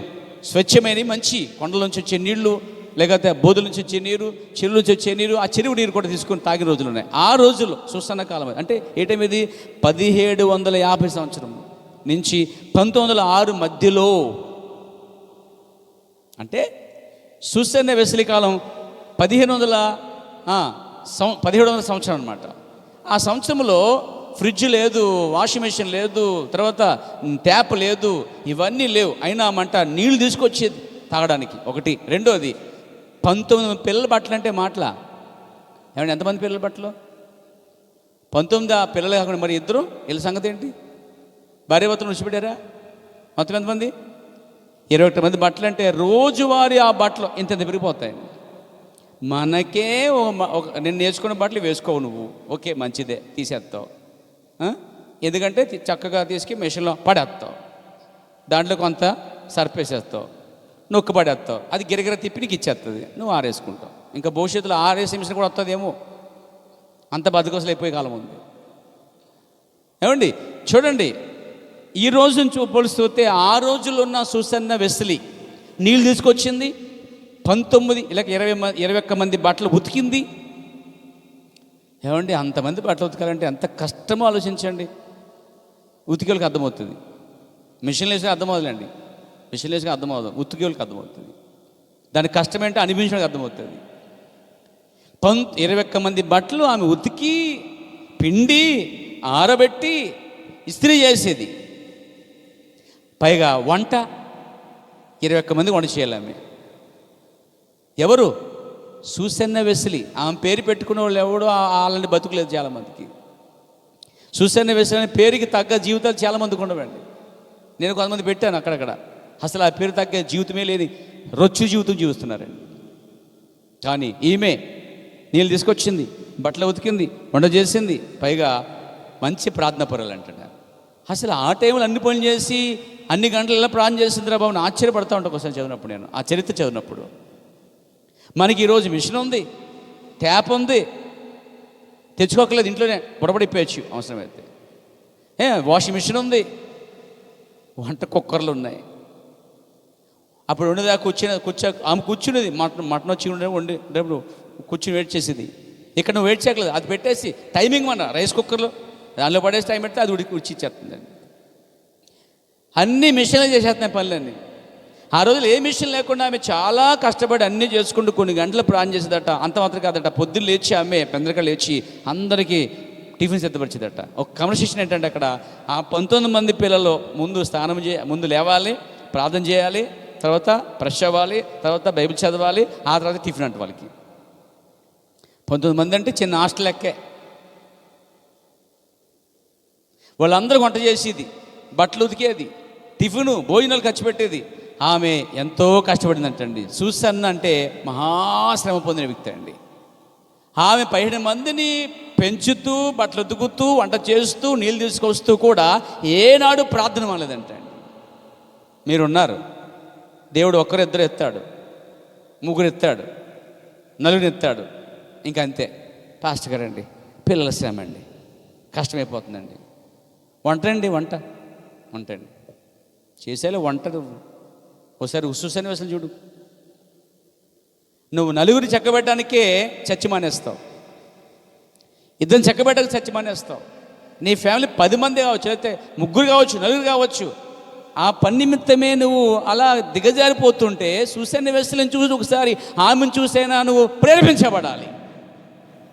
ఆమె ఆ విధంగా కష్టపడినటువంటి ఒక మంచి ప్రార్థన పర్రాలు. అలాంటి క్రమశిక్షణ తల్లిండి ఆమె. కొంతమంది తల్లి పిల్లలు పెట్టడమే పెడతారు, దోస్తే పెడతానే ఉంటారు. ఉతకటం పెట్టడం, చర్చి, సేవ, పరిచర్య, ప్రార్థన ఏమీ వారి జీవితం కనిపించదండి. ఇలాంటి వారందరికీ సూసన్న వెస్లీ మంచి హెచ్చరిక స్త్రీ అండి. ఆమె చర్చికి రాని తల్లులకి, పిల్లలు మాత్రమే పెంచుకుంటూ జీవించే తల్లులకి, కేవలం పని నిమిత్తమే ఇంట్లో ఉండిపోయి చర్చికి రాకుండా, దేవుని సమయం ఇవ్వకుండా కేవలం అన్ని పనులు చేసుకున్న వారికి సూసన్న వెస్లీ గొప్ప హెచ్చరిక ఉందని మీకు తెలియజేస్తా ఉన్నాను నేను. సూసన్న అన్ని పనులు చేసుకుని ప్రార్థన చేసేదట, మంచి ప్రార్థన పరులంట ఆమె. తన భర్త సుమియేల్, ఇతడు ఇంగ్లాండ్ దేశంలో ఒక చోట అతడు చర్చిలో పనిచేస్తున్నాడు అన్నమాట. పరిచయం చేస్తున్నాడు అతను అటండి. తన తండ్రి జాన్ వెస్లీ యొక్క తండ్రి వేదాంత విద్య నేర్చుకున్నాడట ఒక సంస్థలో, ఒక పెద్ద ఇంగ్లాండ్ దేశంలో లేకపోతే ఒక ప్రాంతాలకు వెళ్ళి అతడు విద్య నేర్చుకున్నాడు. చాలా చదివాడట తన తండ్రి. ఒక సంఘములో ఛాంపియన్గా లేకపోతే ఛాలెంజ్గా వ్యక్తి అతను పనిచేశాడు. అతడు అలా పనిచేస్తూ కష్టపడుతున్నాడు. కానీ అతని విద్య వేదం పై చదువులు చదివాడు, గొప్ప పేరు ఉంది అతనికి. చాలా సంఘములో ఒక పరిచయం చేస్తా ఉన్నాడు అతడు. అయితే ఈ కాల ప్రవక్త అన్నాడు, జాన్ వెస్లీ తల్లి యొక్క భర్త కన్నా, జాన్ వెస్లీ యొక్క తండ్రి కన్నా జాన్ వెస్లీ యొక్క తల్లి యొక్క మాదిరి కరమైన జీవితమే ఇతనికి సహాయపడిందంటండి. తండ్రి కన్నా తల్లి యొక్క మాదిరి గల జీవితం, ఆమె శ్రమ, ఆమె క్రమశిక్షణ, ఆమె విధానము. చూడండి, బైబిల్ చదివితే కానీ టీవీని పెట్టేది కదంట. మనము పర్లేదు తినేసి కాసేపు పడుకుని లేచాక చదువుకో, లేకపోతే వాళ్ళు మానేసి నా అమ్మ కూతురా అప్ప కూతురా ఏంటి అని. ఎంత చెడిపోయావు తెలుసు, నువ్వు బాగా చెడిపోయావు, నువ్వు దిగజారిపోయావు. కొంతమంది పనులు పెట్టుకుంటారు, మంచిదే, పనులు చేయటం మంచిదే కాదనట్లేదు. పనులకి ఎంత సమయం కేటాయిస్తున్నావో చూసాను కూడా అన్ని పనులు చేసిన నువ్వు ఈరోజు ఉతకట్లేదు, ఈరోజు నీళ్ళు తీసుకురావట్లే, మోసి రావట్లే, ఈరోజు నువ్వు ఇస్త్రీ చేయట్లే, ఈరోజు నువ్వు 19 వంట చేయట్లే, ఇన్ని పనులు చేసుకుని కూడా నువ్వు బైబిల్ చదవు, ప్రార్థన చేయవు, పుస్తకాలు చదవు, చర్చికి రావు, ఇవన్నీ అలసిపోయినకి రానంటావు. మరి సుసన్న వెస్లీ గురించి ఆలోచిస్తే ఇలాంటి వారందరికీ సుసన్న వెస్లీ ఎంత మాదిరిగా ఉంది. కాబట్టి అక్కడ సమూయేలు అటువంటి వ్యక్తి కన్నా, తండ్రి కన్నా తల్లి యొక్క మాదిరి గల జీవితం అంట అండి జాన్ వెస్లీని చాలా మార్పు తీసుకొచ్చిందంట అండి. దేవుని నామమున మహిమ కలుగాక. చూడండి, ఇతని తండ్రి వేద విద్య కంటే, తన తండ్రి వేద విద్య కంటే ఎక్కువ జాన్ వెస్లీ యొక్క తల్లి మాదిరికరమైన జీవితమే ఇతన్ని మలుపు తీసుకుని వచ్చింది అన్నాడండి. జాన్ వెస్లీ ఆక్స్ఫోర్డ్ అనే ప్రాంతంలో ఉన్నప్పుడు, ఆ ప్రాంతంలో ఉన్నప్పుడు అటండి తన సహోదరుడు చార్లీస్ అనమాట. అంటే చార్లీస్ ఎవరో కాదు, జాన్ వెస్లీ యొక్క సహోదరుడు. ఈ చార్లీస్, తన సహోదరుడు చార్లీస్ మరి జాన్ వెస్లీ ఆక్స్ఫోర్డ్లో ఉన్నప్పుడు, ఆక్స్ఫోర్డ్లో ఒక ప్రాంతంలో ఒక గుంపు వారు కూడుకునేవారు అనమాట. క్రైస్తవులు ఒక సంఘం ఉండేది. ఆ సంఘానికి వెళ్ళేవారు. వీళ్ళు కలిసి ఒక గుంపు ఎద్దుకు వెళ్ళేవారు. ఆ గుంపు వారు ఆత్మ సంబంధమైన ఆరాధన జరిగించేవారట. అంటే ఆత్మ సంబంధమైన ఆరాధన జరిగించే గుంపులోనికే జాన్ వెస్లీ తన సోదరు చార్లీస్ కూడా వెళ్తుండేవారు. వేరే చోట ఆక్స్ఫోర్డ్లో ఉన్నప్పుడు, ఆరాధనకి వెళ్ళినప్పుడు. దేవునికి మహిమకులుగా నాతో ఉన్నారండి. ఈ ఆక్స్ఫోర్డ్లో ఉన్నప్పుడు చార్లీస్తో కలిసి గుంపు ఎద్దుకు వెళ్ళిచుండేవారు. వారు ఆత్మ సంబంధంగా ఆరాధన జరిగించేవారు. సత్యమును అనుసరించి ఆచరణాత్మకంగా జీవించాలని వారు చెప్పుచుండేవారు. సిద్ధాంతమే కొలమానముగా పెట్టుకోక క్రియలు ఒక ఆత్మ సంబంధముగా మార్గదర్శిగా వారు పాటించేవారు. అంటే బీదలకు దానమిచ్చుట, రోగులను బాగు చేయుట, శరసలను దర్శించుట, బట్టలు ఇచ్చుట, ఇలా మొదల క్రియలు చేస్తుండేవారు. దీన్ని బట్టి వారిని మెథడిస్టులు అని పిలిచేవారు ఆ రోజుల్లో. ఇంకా వారు అనేక విషయాలు చేస్తూ ఉండేవారు. జనులకు కావాల్సినటువంటి అనేక పనులు వారు చేస్తూ ఉండేవారు అట్టండి. మీకు అర్థమైందండి? వారు ఎన్ని చేస్తున్న ఆ కార్యాలన్నీ కూడా ఎలా ఉన్నాయంటే, పేదలకు బట్టలు ఇవ్వటం, పేదలు దర్శించడం, శరసలను దర్శించడం ఒక మంచి పనులు అన్నమాట. పైగా సంఘం కూడా సిద్ధాంతాల కన్నా ఎక్కువ ఇలాంటి క్రియలకు ఎక్కువ, అంటే మానవత్వం కూడిన పనులకి ఎక్కువ ప్రాధాన్యత ఇచ్చడం, తర్వాత ఆత్మ సంబంధంగా ఆరాధన జరగటం ఇలా నచ్చింది. అక్కడ కొంతకాలం అక్కడ ఉన్నారు. అక్కడ ఉన్నప్పుడు ఈ జనులకి ఏం కావాలి, ఇంతకంటే ఏదైనా కావాలా అనే ఆలోచన జాన్ వెస్లీకి వచ్చేట్టిందండి. తాను ఏ చర్చికి అయితే వెళ్తున్నాడో, ఏ గుంపు ఎత్తుకు వెళ్తున్నాడో ఆ గుంపు వారు పేదలు బట్టలేడటం, చెరసలు ఉన్నవారు చూడటం, కొంతమందికి బేదవారు సహాయపడటం, అనవసరాలు పెట్టడం, సమాజక సేవ ఎక్కువ చేయటం, సిద్ధాంతం కన్నా ఎక్కువ ఆత్మ సంబంధంగా ఆరాధించడం, ఆత్మ సంబంధంగా జీవించడం, ఇలాంటివి అతను నచ్చాయి. కానీ అప్పటికి అది బాగుంది అతని కాలానికి మిగతా సంఘాల మీద. కానీ జాన్ వెస్లీ అనిపించింది ఇంతకంటే ఇంకా మెరుగైంది ఏమైనా ఉందని వెతుకుతున్నాడండి ఆయన. ఒక్కరోజున అతను దర్శనం వచ్చింది. Praise the Lord. లోక జనులకు లేకపోతే ఈ మనుషులకు అవసరమైనది ఒకటి, విశ్వాసం గురించి జాన్ వెస్లీకి ఒక చిన్న దర్శనం వచ్చిందండి. అతను ఆ దర్శనము ద్వారా ఒక రోజున అతను ఆ దర్శనం బట్టి అమెరికాలోని ఒక ప్రాంతంకి వెళ్ళాడు. అమెరికా దేశంలో ఒక ప్రాంతంలో ఇండియన్స్ వారు పనిచేస్తున్నారు. అక్కడ ఆ ఇండియన్స్ వారి మధ్య ఇతను సేవ చేయడానికి వెళ్ళాడనమాట, ప్రేరేపించబడి. గుర్తుపెట్టండి, మంచి క్రమశిక్షణ కుటుంబంలో జన్మించాడు. తండ్రి సేవకుడు, తల్లి మంచి గృహిణి, మంచి ప్రార్థనపరురాలు, మంచి ఆత్మ సంబంధమైంది, మంచిగా పెంచబడ్డాడు, మంచి కుటుంబంలో వచ్చాడు, పుట్టుకతోనే క్రైస్తవుడితడు. కానీ అతను చర్చికి వెళ్తూ అక్కడ చేస్తున్న సేవ కన్నా ఇంకా ఉత్తమమైనది ఏదైనా ఉందో వెతికినప్పుడు ఒక దర్శనం వచ్చింది. ఆ దర్శనం బట్టి అతడు అమెరికా దేశంలో, ఇంగ్లాండ్ నుంచి అమెరికా వెళ్ళాడు. అమెరికా దేశంలో ఒక ప్రాంతంలో ఉండి అక్కడ ఏం చేశాడంటే ఇండియన్స్ వారి మధ్య ఆయన పరిచయం చేయడం ప్రారంభించాడు. చేస్తున్నాడు అతను, ఇకాలు పడుతున్నాడు. అతను దర్శనం బట్టి అతడు అమెరికా నుండి అమెరికాలోని ఇండియన్ల మధ్య సేవ చేయటకు ఒక మిషనరీగా వెళ్ళాడు. అక్కడ ఇతను మిషనరీకి వెళ్తున్న సమయంలో ఎవరికైతే సేవ చేస్తున్నాడో ఆ ప్రాంతం మధ్య చేసినప్పటికీ ఎంత సేవ చేసినా, ఎంత కష్టపడుతున్నా అతనికంట ప్రయోజనం ఏమి లేదంట అండి. నాతో ఉన్నారండి? వారి యొక్క పరిచర్య ఆ విధానం చూసినప్పుడట ఇదంతా అయిన తర్వాత అతనికి పని అంతా చేసినప్పటికీ జయ జీవితం లేకపోయిందంట అతనికి. అంటే అతను పడుతున్న ప్రయాసానికి అర్థం రాలేదంట. కష్టపడుతున్నాడు, శ్రమపడ్డాడు, అయినా అతను చెప్తున్నాడు సువార్త సేవని, కానీ యూస్ అవ్వట్లేదు అన్నమాట. అప్పుడు అతను మళ్ళీ తిరిగి ఏం చేస్తాడంటే ఆ ప్రాంతం విడిచిపెట్టి అతడు ఇంగ్లాండ్ దేశానికి వచ్చేస్తున్నాడు. ఏ వాళ్ళైతే వెళ్ళాడో ఒకసారి ఏ వాళ్ళలో వెళ్తున్నాడో అక్కడ ఒక జనాంగం చూశాడండి. తర్వాత మళ్ళీ వచ్చేవాడు మళ్ళీ అదే వాడలో మళ్ళీ తిరిగి ప్రయాణంలో మళ్ళీ ఆ జనాంగం అనిపించారు అక్కడ. ఆ జనాంగం కోసం ఈ కాల ప్రవక్త ఒక మాట చెప్తున్నాడు. మెరేవీయులు అంట వాళ్ళు, దేవునికి స్తుతి కలుగాక. వీళ్ళు ఎవరంటే ఒక తెగవారు, ఒక జాతి వారు, మొరేవీయులు అనేటువంటి వారు అన్నమాట. వారు క్రైస్తవులే, కానీ ఆ వాడలో వారిని అబ్జర్వ్ చేశాడు, గమనించాడు ఇతను. అక్కడ గమనించినప్పుడు వారి మధ్య అంటే అండి ఇలా చెప్తున్నాడు ఈ కాల ప్రవక్త, ప్రైజ్ గాడ్, దేవునికి మహిమ కలుగాక. సాత్వికము, సమాధానము అన్ని పరిస్థితులలోనూ చూపించు ధైర్యము అతన్ని ఎంతో ఆకట్టుకునేను. అంటే ఆయన ఏ ప్రయాణం గుండా వాళ్ళు వెళ్తున్నాడో ఆ వాడులో మెరీయులు అనేటువంటి ఒక జాతి వారు అక్కడికి ఉన్నప్పుడు వారి విశ్వాసము, వారి సాత్వికము, వారి సమాధానము, వారి ధైర్యం చూసి కొంచెం అతడు ఆకట్టుకొట్టాడు. ఆ తర్వాత ఏం జరిగిందంటే ఇలా అంటాడనమాట, అతడు జార్జియాలో ఎంత కష్టపడినా, అంటే అతను ఏదైతే కష్టపడ్డాడో అమెరికా జార్జియా దేశంలో కష్టపడ్డాడో, ఎంత కష్టపడ్డాడో శ్రమపడ్డాడో జయం మాత్రం పొందలేదు.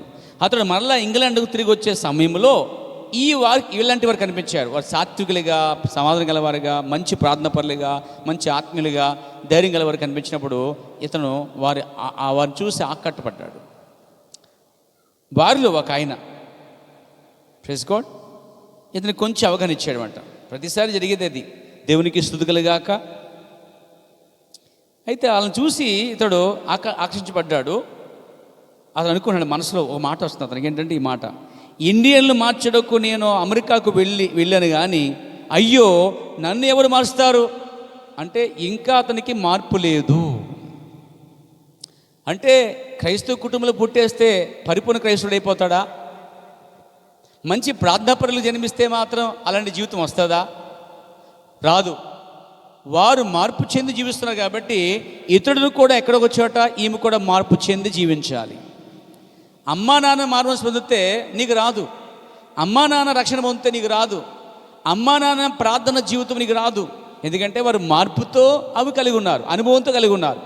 వారికి పుట్టినంత మాత్రాన అవి అబ్బవు. కానీ వ్యక్తిగతంగా ఏ వ్యక్తి అయినా తిరిగి జన్మించవలసిందనే విషయం నేర్చుకోవాలి ఇక్కడ. దీన్ని బట్టి పుట్టు క్రైస్తవులు అనేది కొట్టివేయబడింది.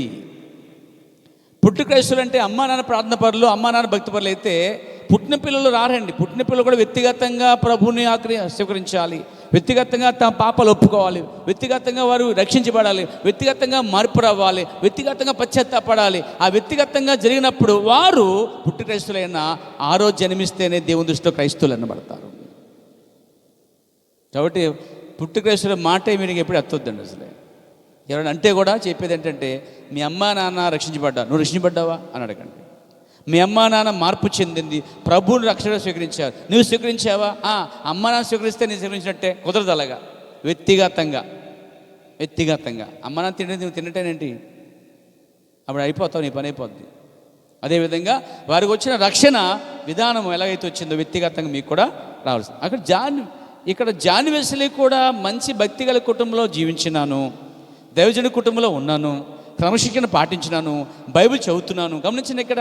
కానీ వ్యక్తిగతంగా లోపల మార్పు అనేది ఇంకా అతనికి రాలేదు. మార్టిని చూడని చెప్పాను, లోదో చూడని చెప్పాను.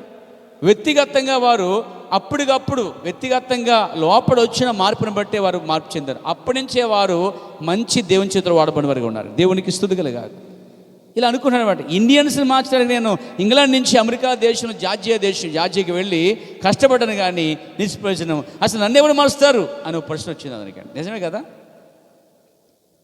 ప్రసంగం చేసేవాడు కానీ, ప్రసంగం చేసే బోధకులు కానీ, పాస్టర్ కుటుంబాలు కానీ, ప్రేరా ఆ వాక్యము వచ్చినప్పుడు ఇది వారిని మారుస్తుంది అనే దానికన్నా అది నన్ను ఎంత మారుస్తుంది అనేది ప్రాముఖ్యమైనది. అందుకే ప్రవర్తన ప్రసంగం చేసేదానికనగా ఏమంటే ప్రసంగాలు జీవించడం నాకు ఇష్టం అంటాడండి. బోధించేదానికన్నా ఆ బోధ వల్ల జీవించడం నాకు ఇష్టం అన్నాడంటే అందులో నాకు నీకు ఎంత పాఠం ఉంది. సరే, ఆ తర్వాత ఇతను ఏం చేశాడంటే మళ్ళీ ఇంగ్లాండ్ దేశం వచ్చేసాడు. తన దేశం వచ్చేసి ఆయా ప్రాంతాల్లో నిలబడి వాక్యం బోధిస్తున్నాడండి. దేవునికి మహిమకలుగాక. అతని వాక్యం ఏంటంటే లండన్లో ఇంతకుముందు తనకు పరిచయం ఉన్నటువంటి వేదికల మీద నుండి వెస్లీ సువార్త చెప్పడం ప్రారంభించాడు. కానీ ఇతను సువార్త చెప్పడానికి ముందు అమెరికా దేశం జార్జియాకి వెళ్ళినప్పుడు ఎందుకు జయించలేపాడంటే అక్కడ ఇతనికే మార్పు లేదు. వ్యక్తిగతంగా ప్రభువుని కలుసుకోలే, వ్యక్తిగతంగా హృదయంలో మార్పు రాలే. ఏదో ఆ విధంగా వెళ్ళాడు. కానీ అతడు సోదరులారా, దర్శనములు, పిలుపులు, వరములు మారుమనసు లేకుండా వస్తాయి. దర్శనమైనా, కలలైనా, పిలుపులైనా, ఆఖరికి వరములైనా దేవుడు ఒక వ్యక్తిని పిలిచాడంటే మార్పు కూడా లేకుండా పిలువబడతారు. పిలువబడిన తర్వాత వ్యక్తిగతంగా దేవుని కలుసుకున్నప్పుడు వచ్చే మార్పు వేరు. పిలిచాడు కాదని వెళ్ళిపోతుంటే మార్పు రాకుండా చేసే సేవ చేసేవాళ్ళు కూడా ఉన్నారండి. కాబట్టి పిలుపు మారు మనసు లేకుండా వస్తుంది. చాలామంది మారు మనసు లేకుండా పిలవబడ్డారు కానీ మారు మనసు లేకుండా సేవ చేస్తారు. అయితే పిలవబడి మనం చెప్పుకున్న దైవజనులు ఎక్కడో చోట మార్పు చెందారు చూడండి. అదే విధంగా జరగాలి. ఈవెన్ ఈ కాలపు దూతకు కూడా అదే జరిగిందండి. చూద్దాం ముందుకు వెళ్దాం. ఎప్పుడైతే అనుకున్నాడో అప్పుడు అంతరంగంలో మార్పు వచ్చిందండి ఆయనకి. జాన్ వెస్లీ తన చార్లెస్ తమ్ముడితో సోదరుడు చెప్తున్నాడన్నమాట, నాకు మార్పు వచ్చిందని చెప్పాడు అతను. ఇదేంటి మార్పు రావడం ఏంటి? ఇప్పుడు ఆల్రెడీ మనం ఎక్కడికి వెళ్ళాం, పలానా చోటుకి వెళ్ళాం, పరిచయం చేసాం, తిరిగి వచ్చాం. ఇంతకుముందు నువ్వు బలంగా ఉన్నావు అనుకున్నానే, లేవా అంటే అన్నాడట. జాన్ వెస్లీ ఇంతకుముందు దేవునితో సరిగా లేనని చెప్పాను. ఆ మాట తన సోదరుడు చార్లెస్కి అర్థం కాలేదట. జాన్ వెస్లీ రక్షించబడేను అంటే రక్షించబడిన ఎప్పుడు చెప్పాడంటే కొంతకాలం పరిచర్య తర్వాత చెప్పాడండి. సరే, పరిచర్య, వరములు, పిలుపులు, ఏమంటే గిఫ్ట్స్, దర్శనములు, కళలు మన ప్రజలందరికీ వస్తాయి. కానీ ఎక్కడో చోట దేవుడు మానవుడు కలుసుకునే మార్పు జరగాలి. నా జీవితంలో జరిగిందండి, నీ జీవితంలో జరిగింది. ఇలా మనం చెప్పుకున్న ఈ కాల వర్తమాన కూడా జీవితంలో జరుగుతుంది. పిల్లలపై సంకల్ప దూత కూడా మనము చూస్తున్నాం. ఆ దూత కూడా మార్పు వచ్చింది. అంటే ఈ వర్తమాన కూడా మార్పు వచ్చింది. ఇక ముందుకు వెళ్దాం.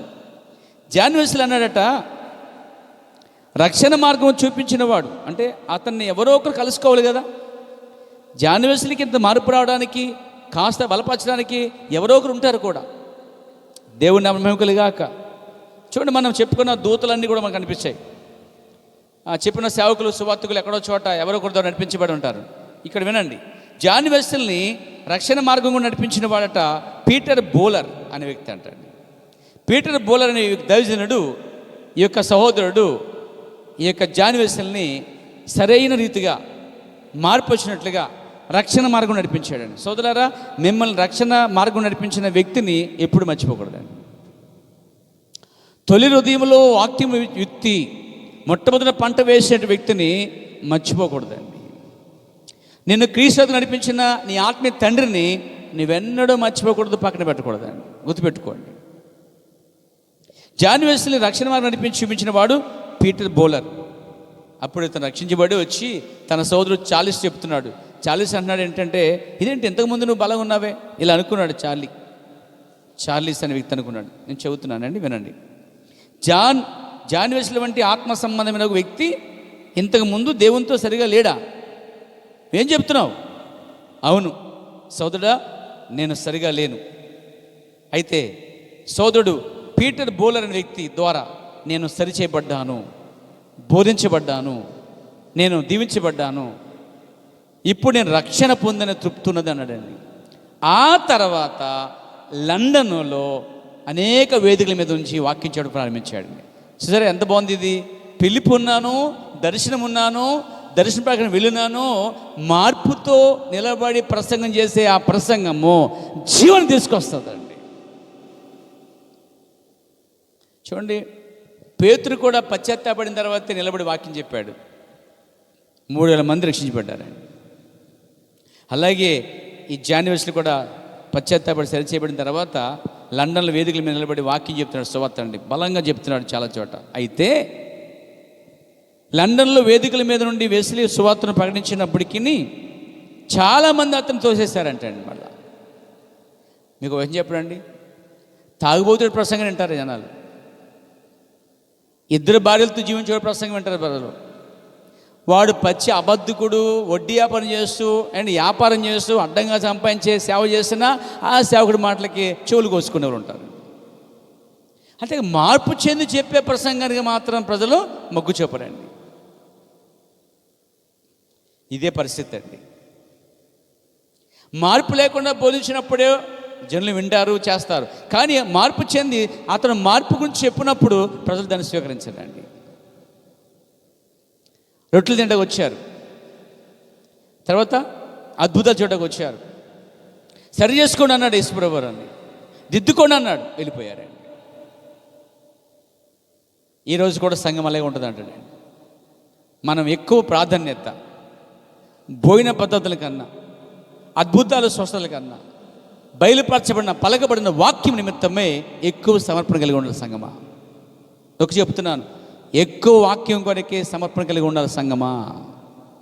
దానికే ప్రాధాన్యత.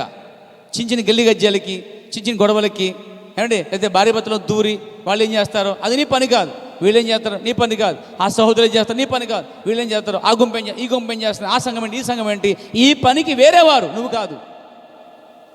నువ్వు అందుకోసం పిలవబడలేదు. నువ్వు నీ కోసం, నీ రక్షణ కొరకు, నీ దేవుని కొరకు, నువ్వు దేవుని ఎద్దుకు వచ్చి దేవుని స్తుతించడం కొరకు, దేవుని వధువు ఉండక దేవుని పిలిచాడు నేను. అది కర్తవ్యాన్ని మర్చిపోవద్దండి, గురిని మర్చిపోవద్దు, గోలు మర్చిపోవద్దు. మార్పు చెంది ప్రసంగం చేస్తుంటే చాలామంది అతను తోసేశారంటండి. ఆ సమయంలో అతన్ని వేదిక మీదకి పిలవట్లేదు, ఎవరు కూడా పిలవటం మానేశారండి చాలామంది. మీకు తెలుసా అండి, సత్యం చెప్పినప్పుడు ఏ సంఘము కానీ ఏ సేవడు కానీ మళ్ళీ అతను పిలవరండి. తప్పుడు బోధ చేసేవాడు మాత్రమే మనం పిలవమండోయి. తప్పుడు బోధ చేస్తే అది దాన్ని చక్కబెట్టుకోకుండా, ఒప్పుకోకుండా ఏదో పోతర వస్తే అది కనిపెట్టి ఆ వ్యక్తిని మళ్ళీ మనం పిలవం, రానివ్వం. నేనైతే రానివ్వను. సంఘం ఎలా ఉన్న తర్వాత విషయం, ద్వారం దగ్గర ఉన్న నేను మాత్రం రానివ్వనండి, రాజీ పడిన విషయంలో. ఆ వ్యక్తి ఎంతటి వాడైనా, ఇండియన్ అయినా, నేషనల్ అయినా, ఇంటర్నేషనల్ అయినా, తెలుపు నలుపైనా ఎరిపోయినా, రంగుతో నాకు సంబంధమే లేదు, డబ్బుతో నాకు సంబంధం లేదు, వ్యక్తితో వెనుకున్న బలంతో సంబంధం లేదు.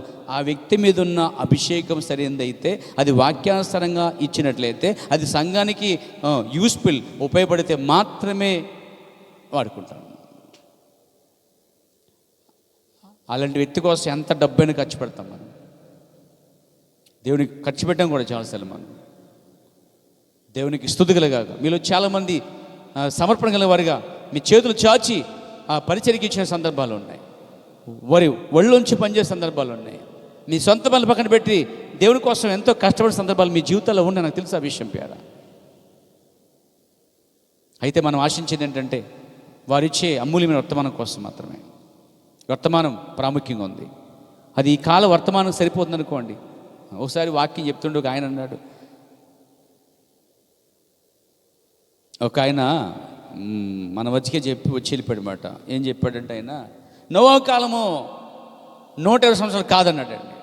అది బైబిల్లోనే ఉంది. కాదంటాడేంటి అన్నాడు. ప్రవర్తనాడు హానోకు దేవునితో నడిచాడు 500 సంవత్సరాలు అన్నాడు. కాదన్నాడు అతను. నేను అతను కాదన్నాను. ఒకడు ప్రవర్తన వర్తమానం కాదంటే వాడు ఎవడైనా వాడు నాకు కాదు, అంతే. సంఘం మీరు కూడా అంతే. నేను దేనికోసం నిలబడతామో అది మీరు గుర్తించండి, దానికోసం నిలబడాలి.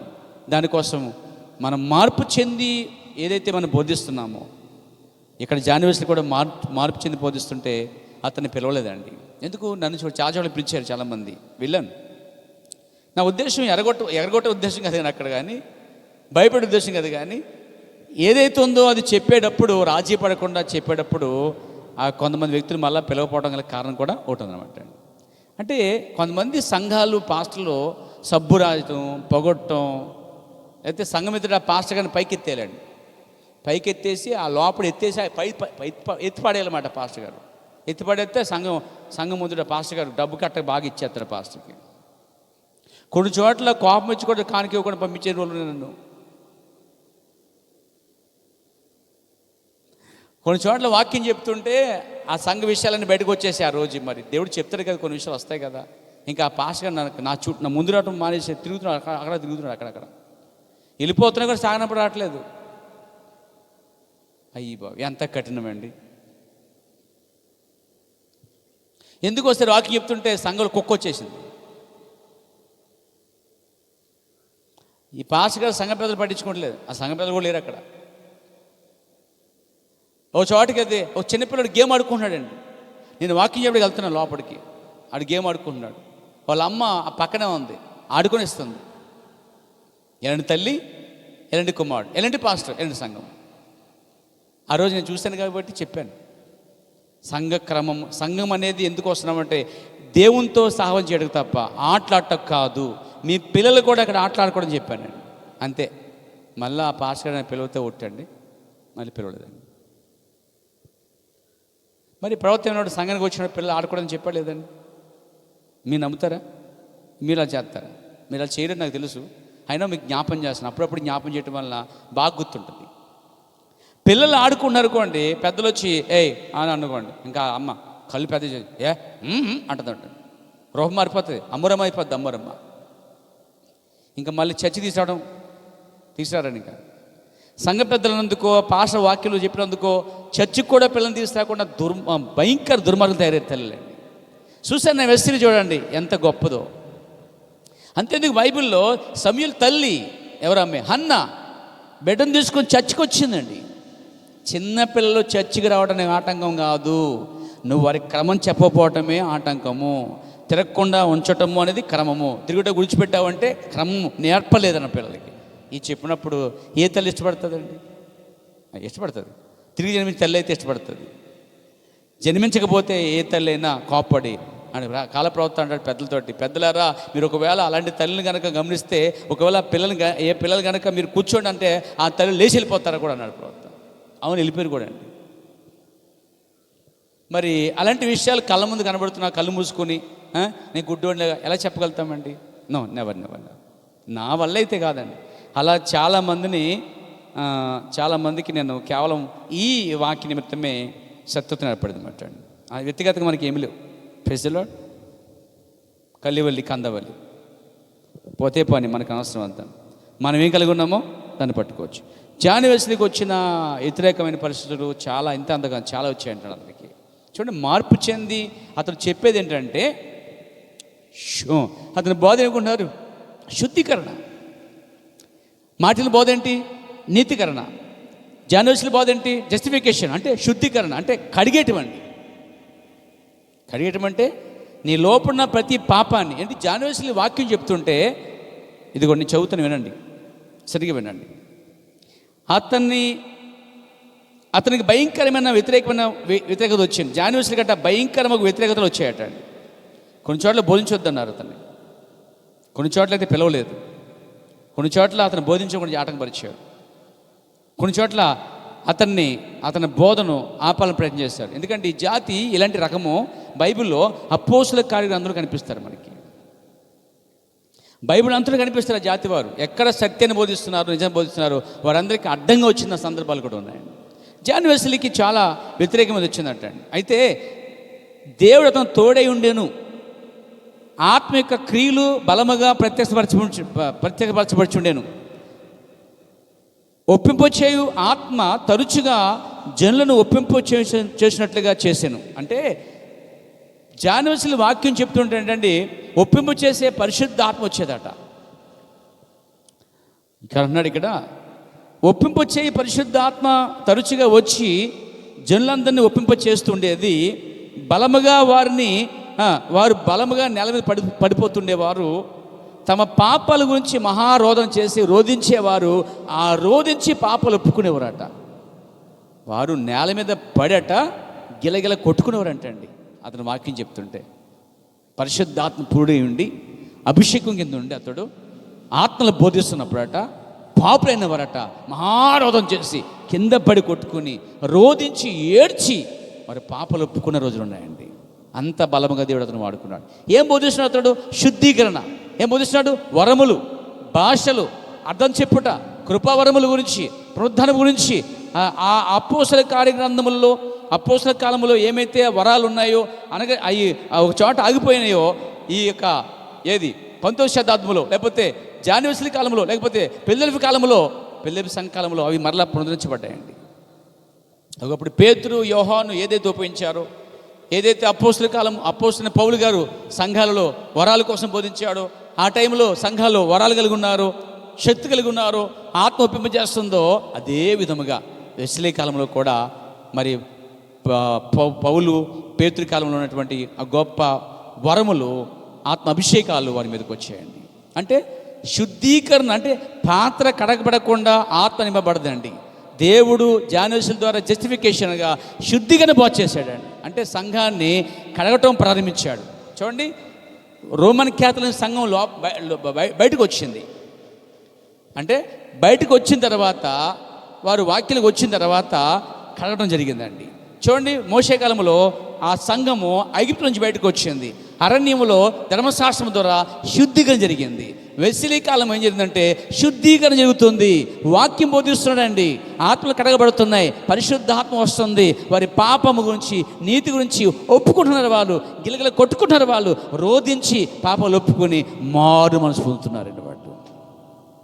అలాంటి సమయంలో ఇతన్ని రానకూడ చేశారండి. చాలామంది అతన్ని త్రోసేశారండి. ఆ సమయంలోనే ఇతనికి ఒక పాత స్నేహితుడు ఉన్నాడట. ఆ స్నేహితుడు పేరు జార్జ్ వైట్ ఫీల్డ్ అండి. ఇతని గురించి నేను చదివానండి. ఇతని గురించి నా దగ్గర పుస్తకం కూడా ఉంది. జార్జ్ వైట్ ఫీల్డ్ అని ఒక దైవజనుడు అండి అతడు. ఇతనంట జాన్ వెస్లీకి ఒక మంచి స్నేహితుడు అండి. Praise God. జాన్ వెస్లీ యొక్క స్నేహితుడు జార్జ్ వైట్ ఫీల్డ్ అండి ఇతనికి మంచి అండగా నిలిచాడు ఆ సమయంలో. ఏ సమయంలోనండి? అందరూ ద్వారాలు మూసేసి, అందరూ త్రోసేసి, అందరూ అభ్యంతరపరిచి, అతనికి భయంకరమైన వ్యతిరేకం వచ్చినప్పుడు, అతని ద్వారాలు మూసేసినప్పుడు, తన పాత స్నేహితుడు జార్జ్ వైట్ ఫీల్డ్ అనే వ్యక్తి అట జాన్ వెస్లీకి అండగా నిలబడ్డాడండి. జార్జ్ వైట్ ఫీల్డ్కి సెల్యూట్ చేస్తాను నేను. ఎందుకంటే అలాంటి స్నేహితులు నాకైతే లేరండి, నా పరిచయం లేరు. అలాంటి స్నేహితులు దొరుకుతా జాన్ వెస్లీకి ఎంతో అదృష్టం అండి. అందరి జీవితాలు ఒకలా ఉండవు, అందరి పరిచయం ఒకలా ఉండదు. మరి జార్జ్ వైట్ ఫీల్డ్ ఈ వ్యక్తి అట మంచి స్నేహితుడు అతడు, మంచి దైవజనుడు కూడా అతడు, మంచి ప్రార్థనపరుడు కూడా, పక్షపాతం లేనివాడు, స్వార్థం లేనివాడు అండి. ఈరోజు చాలామంది పేరుకే స్నేహితులు కానీ స్వార్థపరులు, బింకమలాడేవారు, దొంగచాటు దెబ్బతీసేవారు ఉంటారు. ఎక్కువ శాతం నమ్మించి మోహం చేసిన వాళ్ళు ఎక్కువ ఉంటారు స్నేహితుల్లోనే. నా జీవితంలో అలాంటి వాళ్ళు ఎక్కువ ఎదురయ్యారండి. అయితే తర్వాత తెలుసుకున్నాను నేను ఎవరిని ఎక్కడ పెట్టాలో, ఎవరిని ఎంత దూరం ఉంచాలో, ఎవరితో ఎలా ఉండాలనేది చాలా గుణపాఠం నేర్చుకున్నాను పేరు. ఈ జార్జ్ వైట్ ఫీల్డ్ ఆ టైంలో, ఆ సమయంలో జాన్ వెస్లీ అందరూ తోసేసిన, జాన్ వెస్లీకి అవకాశం ఇవ్వకపోయినా, జాన్ వెస్లీకి ఎంత వ్యతిరేకం వచ్చినా, ఆ టైంలో ఈ జార్జ్ వైట్ ఫీల్డ్ వ్యక్తి నిలబడ్డాడు. చూడండి, ఈ కలపవుతున్నాడు. ఆ సమయంలో ఇతని పాత స్నేహితుడు జార్జ్ వైట్ ఫీల్డ్ ఇతనికి మంచి అండగా నిలిచాను. స్నేహితుడు అంటే అదే అండి. స్నేహితుడు అంటే అన్నీ ఉన్నప్పుడు కాదు, అన్నీ లేనప్పుడు, ఎవరు లేనప్పుడు, ఒంటరిగా ఉన్నప్పుడు, ద్వారాలు మీకున్నప్పుడు, కష్ట శోధ సమయంలో ఉన్నప్పుడు స్నేహితుడు నిలబడు, అప్పుడు నిలబడాలి. ఆ టైం నిలబడిన వాడే నిజమైన స్నేహితుడు, నిజమైన స్నేహితురాలండి. దేవునికి మహిమ కలుగాక. లేకపోలేదు ఉంటారండి, అలాంటి మంచి స్నేహితులు ఉంటారు. లేకపోలేదు, నా జీవితం లేకపోవచ్చు కానీ కొందరు జీవితాలు ఉంటుంది ఖచ్చితంగా మంచి స్నేహితులు. అందుకనే అలాంటి మంచి స్నేహితులను పోగొట్టుకోవద్దండి. Praise God. చూడండి, ఎలాంటి సమయం నిలబడంటే అండగా కష్ట సమయంలో, నష్ట సమయంలో, ద్వారాలు మూయబడినప్పుడు, వ్యతిరేకం వచ్చినప్పుడు, అతను అందరూ తోసేసినప్పుడు, ఆ టైంలో అందరితో పాటు ఇతను తోసేలేదు కానీ పేరా అతను పక్ష నిలబడ్డాడండి. కొందరు ఉంటారండి, అందరూ తోసేస్తే అందరూ మరి ఒప్పుకోలేదు కాబట్టి, అందరూ నిందిస్తున్నారు కాబట్టి, అందరూ నిన్ను అప్పాన్ని చేస్తున్నారు కాబట్టి, అందరూ నేను తోసేసారు కాబట్టి నేను కూడా రాను, నేను కూడా తోసేస్తాను. ఈ టైప్ వాళ్ళు చాలామంది ఉన్నారు. సేవకులు కూడా చాలామంది ఉన్నారు. ఒక సేవడి కష్టం వస్తే ఆ సమయంలో నిలబడితే నన్ను కూడా అంటారేమని భయంతో దూరంగా పోయిన వాళ్ళు చాలామంది ఉన్నారు. నా జీవితంలో చూసిన వాడిని. చాలాంటి సేవకులు అలాంటి స్నేహితుల కన్నా ఏకో జార్జ్ వైట్ఫీల్డ్ వాళ్ళకంటే ముందు బెంచ్లో పరలోకం కూర్చుంటాడని తెలియజేస్తా ఉన్నాను. దేవునికి మహిమ కలుగాక. నన్నేమనుకుంటారనుకోలేదు, జార్జ్ వైట్ఫీల్డ్ అండగా నిలబడ్డాడండి. ఆ సమయంలో నిలబడిన వాడే నిజమైన స్నేహితుడు, నిజమైన స్నేహితురాలండి. కానీ జాన్ వెస్లీకి స్నేహితుడు దొరికాడు, మంచి స్నేహితుడు ఉన్నాడు. ఇతనే అంటండి, ఇతన్ని ఆహ్వానించి బోధించుటకు తనకు తెలిసిన ప్రాంతాలన్నీ తిప్పాడంటండి. జాన్ వెస్లీలో ఉన్న వరము, ఆ అభిషేకము చాలా వేల మంది వాక్యం ఉన్నారంటండి. ప్రవక్త అన్నాడు, అతన్ని ఆహ్వానించి బోధించుటకు ఆయా స్థలంలోనికి ఈ స్నేహితుడు తీసుకువెళ్ళాడు. ఏం మంచి స్నేహితుడే కదా ఇతను. ఇతను తీసుకెళ్తే నన్ను ఎక్కడ తొక్కేస్తాడు అనుకునే మురుకుడు కాదు ఇతను. కొంతమంది స్నేహితులు ఉంటారంటే ఈయన తీసుకెళ్ళనుకోండి ఇతను వాడబడతాడు, ఇతని పేరు వస్తుంది పైకి, నన్ను పిలవరు అని తొక్కేసే స్నేహితులు, దొంగ స్నేహితులు ఉన్నారు వర్తమానాల్లో. సంఘ శాఖన దారుణమండి వర్తమాన సంఘాల్లో. రాజకీయం ఎక్కడో లేదండి, రాజకీయం మెసేజ్ చర్చిలోనే రాజకీయం అండి. దయ్యం వచ్చి కూర్చుంది అక్కడ. జాన్ వెస్లీ శుద్ధిగా చేస్తున్నాడు, సంఘాలకు అడుగుతున్నాడండి, సంఘాన్ని గద్దిస్తున్నాడు, ఖండిస్తున్నాడు, వరాల కోసం బోధిస్తున్నాడు, విశ్వాసంగా బోధిస్తున్నాడు, శుద్ధిగా బోధిస్తున్నాడు, హృదయం శుద్ధి చేయబడి బోధిస్తున్నాడు, మంచి వర్తనం బోధిస్తున్నాడు. అతడు అది గుర్తించిన వ్యక్తిని తీసుకెళ్ళాడు, అన్ని చోట్ల తిప్పి మరి వాక్యాన్ని సమయించాడండి. జాన్ వెస్లీ సంఘము ఒక పెంతెకోస్తు వలె ఉన్నట్లుగా తోచిందంటండి. అంటే ఆనాడు పెంతెకోస్తులో ఎలాగైతే అనేక మంది బలపరచబడి పెంతెకోస్తు సంఘంలోంచి అనగా అపోస్తలుల సంఘంలోంచి సువార్తికులుగా సేవకులుగా బయలు వెళ్ళారో, మళ్ళీ పిలుపు ఫిలదెల్ఫియా కాలంలోనే, ఇదిగో జాన్ వెస్లీ కాలంలోనే బలముగా సేవకులు తయారయ్యారంటండి. నేను మర్చిపోకండి, ఫిలదెల్ఫియా కాలము ఒక వాగ్దానం చేశాడు దేవుడు. చదువుతాను నాతో పాటు, తోతరగా సమయం లేదు, తోతకు వెళ్దాం. ప్రకటన గ్రంథము 3వ అధ్యాయము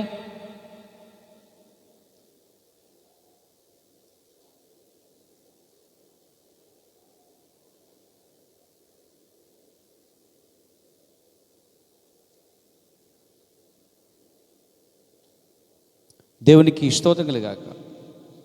ఈ 3వ అధ్యాయం 8వ వచనం చూసినట్లయితే ఇక్కడ ద్వారము కొంచెపడింది, ఎవడు వేయలేక వేగు తీయలేక అని మాట ఉపయోగించాడు. ఇదిగో తలుపుని ఏదో తీసి ఉంచి ఉన్నాను. 8వ వచనం 2వ భాగం. ఇదిగో తలుపుని ఏదో తీసి ఉంచి ఉన్నాను, దాన్ని ఎవడును, ఇది వాగ్దానం అండి. అంటే వెస్లీ కాలంలో, ఫిలదెల్ఫియా కాలంలో సువార్తకు దేవుడు ద్వారం తెరిచాడు ఎక్కువ.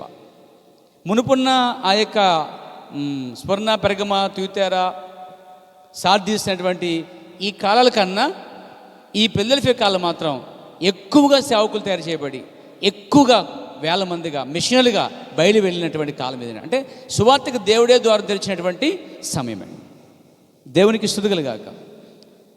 పెంతెకోస్తు పండుగ దినానే ఆ 150 మందితో ఆగిపోలేదు కానీ ఉద్యమము, అక్కడి నుంచి వారు ప్రపంచమంతా వెళ్ళి ఎలాగైతే ఉద్యమం తీసుకెళ్లారో, సువార్త మోసుకెళ్లారో, జాన్ వెస్లీ కాలంలో, ఫిలదెల్ఫియా కాలంలో దేవుడు సువార్త దానం చేసినప్పుడు జాన్ వెస్లీ ద్వారా చాలామంది రక్షించబడ్డారు, చాలామంది సేవకులు అయ్యారు, చాలామంది సువార్తకులు అయ్యారు, చాలామంది ఉపదేశాలు అయ్యారు. వాళ్ళందరూ అభిషేకించబడి ఇదిగో అతని కాలంలోనే సువార్త కోసం ప్రపంచమంతటా బయలువెళ్ళారు.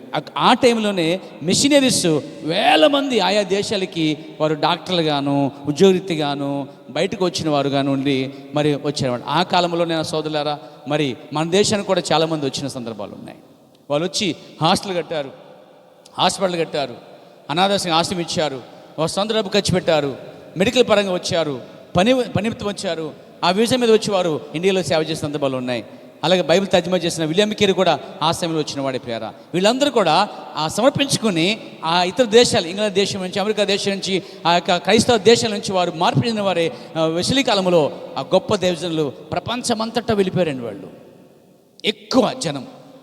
అంటే దేవుడు సువార్తకి ద్వారం తెరిచే సమయం అదేనండి. ఎందుకంటే విస్తారమైన కోత ఉంది కాబట్టి పనివారిని దేవుడు పంపించే సమయం అది. ఆ టైంలో జాన్ వెస్లీ కాలంలో అనేక మిషనరీలు సువార్తకు బయలువెళ్ళింది. జాన్ వెస్లీ అతని పనికి చాలా ఆటంకాలు జరిగినప్పటికీ దేవుడు బలంగా ఉండి వాడుకున్నాడట. దేవుడికి స్తుతులు గాక. సత్యం ఎటు దేవుడు అట్టే ఉంటాడండి. దేవుని వాక్య పక్షాన్ని ఒక్కడ నిలబడిచాడు, వాళ్ళు 10,000 మంది ఉంటారట. దేవునికి స్తుతులు గాక.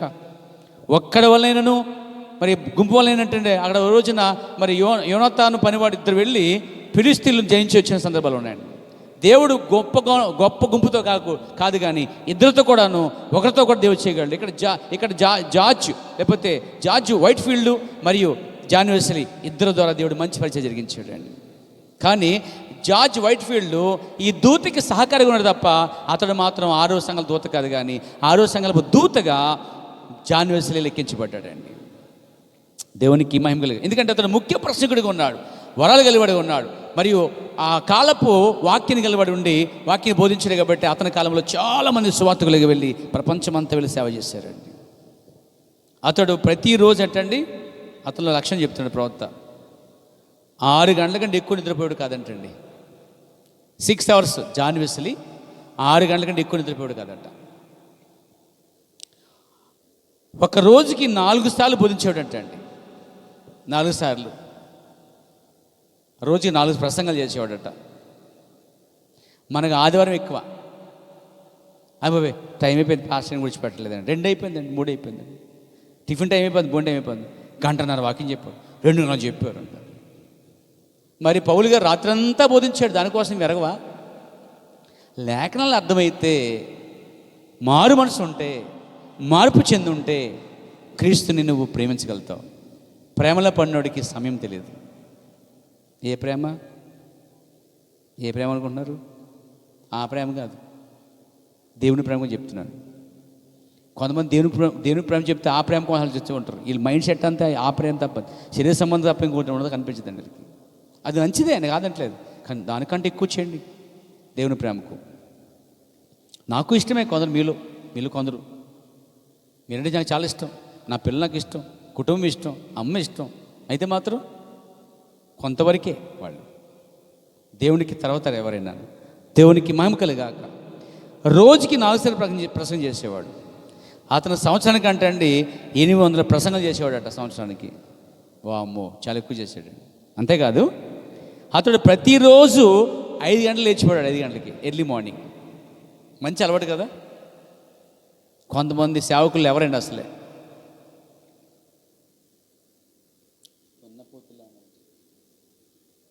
తప్పులేదు అనొచ్చు, తీసి పడుకుని ఎవరండి కొన్ని సేవకులు. డబ్బులు వస్తే, దశమములు వస్తే సేవకులు జేబులు నింపుకుంటారు, ప్రజలను పట్టించుకోరండి. వారి కోసం లేచి ప్రాణం చేయరు పెందగడి.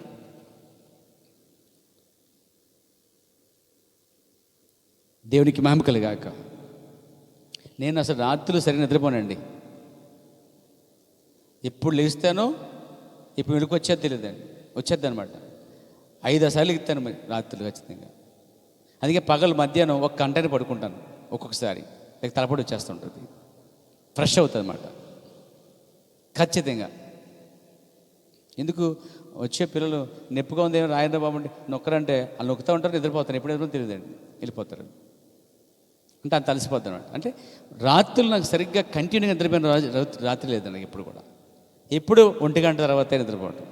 ఆ 1 గంట నిద్రపోయినా మళ్ళీ 5 లోపు 6 మళ్ళీ 4 సార్లు ఇస్తాను మళ్ళీ.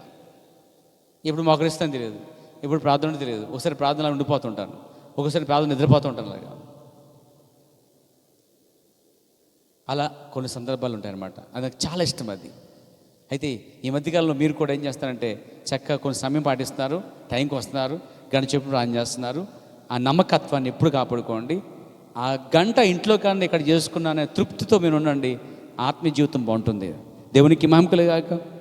ప్రతిసారి 5 గంటలు లేచేవాడు. నేను చెప్తాను పేరా, మీరు పెందగా లేచి ప్రార్థన చేసి అవసరం కాసేపు పడుకుని లేచి పనులు చేసుకోండి. కానీ కంటిన్యూగా పడుకోకుండా పెందగా లేచి ప్రార్థన చేసుకుంటాం. సంగమా నేర్చుకోండి, పిల్లలు నేర్చుకోండి. పిల్లలు కూడా చెప్తున్నాను పేరా, నా పిల్లలు కూడా చెప్తున్నాను, మీ పిల్లలకి చెప్తున్నాను, మనందరికీ చెప్తున్నాను పేరా. రాత్రిలో ఒకసారి లేచి ప్రార్థన చేసుకొని కాసేపు పడుకోవచ్చు, పర్లేదు, లేదా పనులను చేసుకుని కూడా పడుకోవచ్చు. దేవునికి మహిమ కలుగాక. కాబట్టి జాన్ వెస్లీ అలా లేవడానికి కారణంగా ఉన్నారు తల్లి యొక్క నడిపింపండి, తల్లి యొక్క విధానం. తల్లి ఆ విధంగా పెంచింది వారిని. అందుకే బాలుడు నడుస్తావును నడిపించు. నువ్వు చర్చికి నడిపించావు, చర్చిగా వస్తాడు. నువ్వు చర్చికి నడిపించిన చర్చికి రాడు. పెద్ద తర్వాత నేను రాను అంటాడండి వాడు. ఎందుకని? చిన్నప్పటి నుంచి నాకు నేర్పించలేదు కాబట్టి. అదే చిన్నప్పటి నుంచి అన్నవాళ్ళు చేపడి నడిపిస్తే పాలు విడిచేదాకా, పాలు విడిచిన వెంటనే, పాలు ఎప్పుడు విడుస్తారో విడిచిన వెంటనే తీసుకెళ్ళి మొదలుపెట్టిందండి ఆమె. కొంతమంది ఏం చేస్తారంటే పిల్లలు అలా చేసేస్తున్నారు అంచేత నేను తీసుకురానంటారు. తప్పు, మెసేజ్లో తప్పు అది.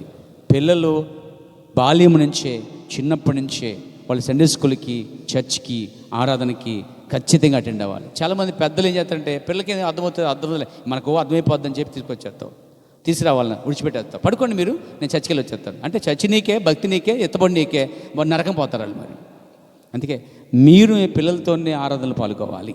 దేవునికి మహిమ కలుగాక. చర్చికి వెళ్దాం అన్నప్పుడు పిల్లలు రానుకోండి, సరిచేసైనా సరే, గద్దించైనా సరే, బెత్తం వాడినా సరే నీ పిల్లల్ని చర్చికి తీసుకురావాలి. అలాంటి చూసాను ఒక తల్లి వలె ప్రతి తల్లి ఉండాలని కోరుకున్నాను. పేరు దేవునికి మహిమ కలుగాక. అతనికి జాన్ వెస్లీ గుర్రం కూడా ఉందండి. గుర్రం మీద ఎక్కువ ప్రయాణం చేశాడు. ఇక వెళ్ళిపోతున్నాడు. తన గుర్రము ద్వారా ఎన్నో వేల మైళ్ళు వెళ్ళాడట అతను. వాస్తవానికి జాన్ వెస్లీ గుర్రము ద్వారా సంవత్సరానికి 4500 మైళ్ళు నడిపించాడట. గుర్రము ద్వారా అతని పరిచర్య సంవత్సరానికి 4500 మైళ్ళు సంవత్సరంలో అంత కష్టపడి సేవ చేసేవాడండి. దేవునికి మహిమ కలుగా. గుర్రం అండి, మన కారు ఉన్నా, బైక్ ఉన్నా అంత సేవ చేయలేకపోతున్నాయి ఈరోజు. నిజమే. ఆ రోజు గుర్రముతో సంవత్సరానికి 4500 మైళ్ళు అంటే దాన్ని డబుల్ వేసుకోండి, మనకి కిలోమీటర్లు అండి. వాళ్ళకి మైలు, మనకి కిలోమీటర్న్నర వస్తుందండి లెక్క ప్రకారంగా. సోదరులారా, అయినా మనం చేయలేకపోతున్నాం, కానీ అతడు దాన్ని చేయగలిగాడు. దేవునికి మహిమ కలుగాక. ఒక రోజున ఏం జరిగింది తెలుసండి? జాన్ వెస్లీ గుర్రం తీసుకుని వెళ్తున్నాడు. జాన్ వెస్లీకి విపరీతమైన తలపోటు వచ్చేసిందండి. విపరీతమైన తలపోటు, చాలా భయంకరమైన తలపోటు వచ్చేసిందండి. అతడును గుర్రము మీద స్వారీ చేయుచుండగా తన గుర్రము అస్వస్థతకు గురయ్యి కుంటుచూ వెళ్తుందంటాడు. అలాగే తాను కూడా, జాన్ వెస్లీ కూడా తలనొప్పితో బాధపడుతున్నాడు. వీళ్ళు గుర్రము తీసుకుని ఇతడు ప్రయాణం చేసినప్పుడు గుర్రం కుంటుతుందండి, అస్వస్థత గురైపోయింది, దాన్ని జబ్బు చేసింది, వెళ్ళకపోతున్నాడు ముందుకి. అదే సమయంలో ఇతనికి కూడా తలపడి వచ్చేస్తుంది భయంకరంగా. మీకు తెలుసా అండి? అక్కడే మోకరించాడండి అతడు. మీరు రాసుకోండి, కావాలంటే రిఫరెన్స్ ఇస్తాను. 55 సంవత్సరం 1:13 రోజు విశ్వాసం కొరకు మూలాధారమైన పునాది అనే వర్తమానంలో 27వ పేరాలో ప్రవక్త చెప్తున్న మాట ఏంటంటే, గుర్రం, జాన్ వెస్లీకి గుర్రానికి అస్వస్థత వచ్చినది, తర్వాత జాన్ వెస్లీ తలపడి వస్తున్నది కనుక వెళ్ళకపోతున్న ముందుకు వాళ్ళు. అతను ప్రార్థించినప్పుడు, జాన్ వెస్లీ ప్రార్థించినప్పుడు ఇద్దరికీ, అనగా జాన్ వెస్లీకి మరి గుర్రములకు కూడా స్వస్థత కలిగింది అన్నాడండి. ఆ తర్వాత గుర్రము ఎప్పటిలాగానే చక్కగా వెళ్ళినది. వావ్! అంటే జంతువులకు కూడా స్వస్థత ఉన్నది అనేది ఇక్కడ మీరు గుర్తించాలండి. ఎందుకు లేదు? అపాసడానికి దేవుడు స్వస్థపరచలేదా? నీ ఇంట్లో జంతువు కూడా, నీ ఇంట్లో పెంపుడు జంతువు కానీ అస్వస్థ ఉంటుంది, అక్కడ చేసి ప్రార్థన చేయి, దేవుడు స్వస్థపరుస్తాడండి. ఇప్పుడు ఆయన ప్రార్థన చేయగానే ఆయన తలపడిపోయింది, ఆరోగ్యవంతుడైపోయాడు. తర్వాత కుండుతున్న గుర్రం స్వస్థ వచ్చేస్తుంది, ఇక ఆయన సువతికి వెళ్ళాడు. సరే, అక్కడ అవసరం ఏదైతే ఉందో దానికోసం ప్రార్థన చేసినప్పుడు దేవుడు తప్పకుండా చేస్తాడండి. ఒకసారి మీకు గుర్తుందని చెప్పాను, నా కాలిబార్ ఒకసారి ఆగిపోయిందని చెప్పాను. జీవితంలో ఎప్పుడు మర్చిపోయిన కార్యాన్ని నేను, ఎందుకంటే అది సజీవన సాక్ష్యం అంటే. అది పిట్టలు కూడా అయిపోయింది. నేనేమో పాలకొలు వెళ్ళి సేవ చేసి వస్తున్న సమయం అది, అర్ధరాత్రి, భయంకర పరిస్థితి, ఎవరు లేరు, ఒక పెట్ట తిరగట్లేదు, నేను ఒక్కడే ఉన్నాను.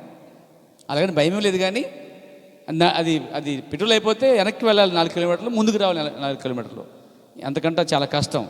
నేను ఒకటే చెప్పాను, నేను నా పని మీద వెళ్ళలేదు, నీ పని మీద వెళ్ళాను ప్రభువా, నువ్వే బాధ్యుడు, నాకు తెలియదు అని. అందులో ఆయిల్ లేదు, అయినా సరే విశ్వాసంతో వంచి ప్రార్థన చేసి కొట్టానండి. కిక్రెడ్ స్టార్ట్ అయింది, ఇంకా ఆపితే ఒట్టు రేజులోనే వచ్చేసాను తిన్నగా. అక్కడ అద్దుకుని ఉన్నప్పుడు అనమాట, గుమ్మలోకి వచ్చి ఆగిపోయిందండి. ఇంజిన్ చాలా ఇటుకుపోయింది అనమాట. అది అసలు ఇప్పటికీ నాకు వండర్ అనమాట. అందులో పెట్రోల్ లేకపోయినా ఎలా నచ్చిందంటే, దేవుడు అవే కార్యాలు మళ్ళా చేయడం వల్ల అవర్ గాడ్ వెరైటీ గాడ్. ఆయన ఒక ప్రత్యేకమైన వ్యక్తి అండి. ఆయన నా జీవితంలో ఒకలా, నీ జీవితంలో ఒకలా, ఇక్కడ కూర్చున్న వారిలో జీవితంలో ఒక్కొక్క వెరైటీగా దేవుడు చేసే గొప్ప అద్భుతమైన దేవుడు అండి ఆయన. ఆయన ఏది చేసినా తన మహిమనిత్వమే. కాబట్టి ఇక్కడ జాన్ వెస్లీ యొక్క గుర్రానికి స్వస్థపరిచినాడు, నా గుర్రాన్ని కూడా స్వస్థపరిచాడు ఆ రోజు. అంటే నా బండిని కూడా స్వస్థపరిచాడు. ఎందుకంటే ఆయన సజీవుడు ఏమని నడిపారా. రేపొద్దున నీ యొక్క వాహనాన్ని కూడా స్వస్థపరుస్తాడండి. దేవునికి మహిమ కలుగాక. మనం దేవుని పనిలో ఉన్నప్పుడు దేవుడే దానికి రెస్పాన్సిబిలిటీ అయి ఉన్నాడండి. ఆమేన్. నిజంగా అతను అద్భుతమైన సేవ చేశాడండి. నేను ఈ యొక్క వర్తమాని గురించి చెప్పినప్పుడు వారి భార్యల గురించి కానీ, పిల్లల గురించి కానీ, ఆ కుటుంబం గురించి అని ఎక్కువ తీసుకున్నాను. ఎందుకంటే మెయిన్ టార్గెట్ ఏంటంటే అక్కడ వర్తమానికుడు అన్నమాట. కాబట్టి జాన్ వెస్లీ ఈ కాల ప్రవక్త అన్నాడు, అతడు తన యొక్క నిత్య జీవం గురించి ఎక్కువ బోధించాడట అండి. వాక్యం పైన ఆధారపడమని బోధించాడట. మరి వరములు ఈ కార్యాలపైన విశ్వసించమని బోధించాడట. మరియు హృదయం శుద్ధి చేయబడాలని బోధించాడట.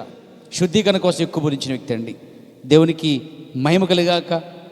జాన్ వెస్లీకి 88 సంవత్సరాల వయసులో చనిపోయాడండి. ఆయన ప్రభువును సేవించినట్లుగానే మేమును సేవించగలమని చెప్పగలవారు కొద్దిమంది అయినా అక్కడ ఉన్నారంట అండి. జాన్ వెస్లీ యొక్క జీవితము మిగతా వారికి ఎంతో మాదిరికరంగా ఉందండి. ఆయన జీవితము 88 సంవత్సరాల తర్వాత ఆయన వయసులో చనిపోయాడు. ప్రభువును ధరించాడు. నిజంగా అతను సంఘాన్ని శుద్ధీకరణ చేశాడు. సంఘాన్ని పరిశుద్ధాత్మతో నింపినట్టుగా బోధించాడు. ఒక పెంతెకోస్తు ఉద్యోగం తీసుకొచ్చాడు. వరములు, భాషలు, అర్థం చెప్పుట, కృపావరములు, ఇవన్నిటిపైన సంఘాన్ని ఎక్కువ తిప్పాడు. సంఘాన్ని శుద్ధి చేస్తూ సంఘాన్ని వాక్యం పట్ల విశ్వాసాలు పెంచాడు. సంఘం మండేటట్టుగా పెంతెకోస్తు అనుభవంతో ఉన్నది. అటువంటి సంఘంలోంచే ప్రపంచమంతటా గొప్ప గొప్ప సేవకులు, సువార్థికులు, మిషనరీలుగా బయలు వెళ్ళటం అనేది మనం చూస్తున్నాం. ఫిలదెల్ఫియా కాలం సహోదర ప్రేమతో నడిచిందండి. దేవుడి మాటలు దీవించిన కాక. ఇంకా మనకు ఒక కాలం మిగిలిందండి. అంటే మన కాలం. మన కాలం కోసం, మన కాల ప్రవర్త గురించి చెప్పుకోవడానికి నా అంచనా ప్రకారంగా ఒకరోజు బైబిల్ సరిపోదు. దానికోసం ప్రభు చిత్తమైతే ఇంకా ధ్యానించి ప్రార్థన చేసి ప్రార్థనపూర్వకంగా స్థిరపడతాను. మీరు కూడా ప్రార్థన చేయండి. మీ ప్రార్థన నన్ను నడిపించును గాక. చిన్న ప్రార్థన చేస్తాను. లేచి నిలబడదాం. మహాపరిశుద్ధుడైన తండ్రి, నిజంగా మా ప్రభువా, ఈ రాత్రి నీ మహాకృప చేత ఫిలదెల్ఫియా సంఘ కాలం యొక్క దూత కోసము చెప్పుకున్న కృప ఇచ్చినందుకు స్తోత్రాలు. ఈ మాదిరిగా ప్రభువా, నీ కుడి చేతిలో నక్షత్రములు, 7 నక్షత్రములు, అలాగే 7 దీపస్తంభములు. ఇప్పుడు మేము 6వ సంఘకాలం ముగించుకున్నాం. 6వ సంఘకాలపు దూత కోసం చెప్పుకొని ముగించుకున్నాం. 6వ సంఘకాలం ఫిలదెల్ఫియా సంఘకాలానికి మరి 6వ దూతగా జాన్ వెస్లీ ఉన్నాడని మేము నమ్ముతున్నాం. ఇంకా చివరిగా నీ చేతిలో చివరి నక్షత్రం 7వ నక్షత్రం ఉన్నది. 7వ దూత ఉన్నది. 7వ సంకల్పం లౌకిక కాలపు దూతల గురించి ఇంకా మేము చెప్పుకునే అవకాశం కల్పించండి. ఆ సంగతులన్నీ సహాయం చేయండి. ఈ 7 కాలములు, 7 వర్తమానికుల గురించి పూర్తిగా చెప్పుకునే కృప మాకు అనుగ్రహించండి. యేసుక్రీస్తు నామములో ప్రార్థిస్తున్నాను. ఆమేన్.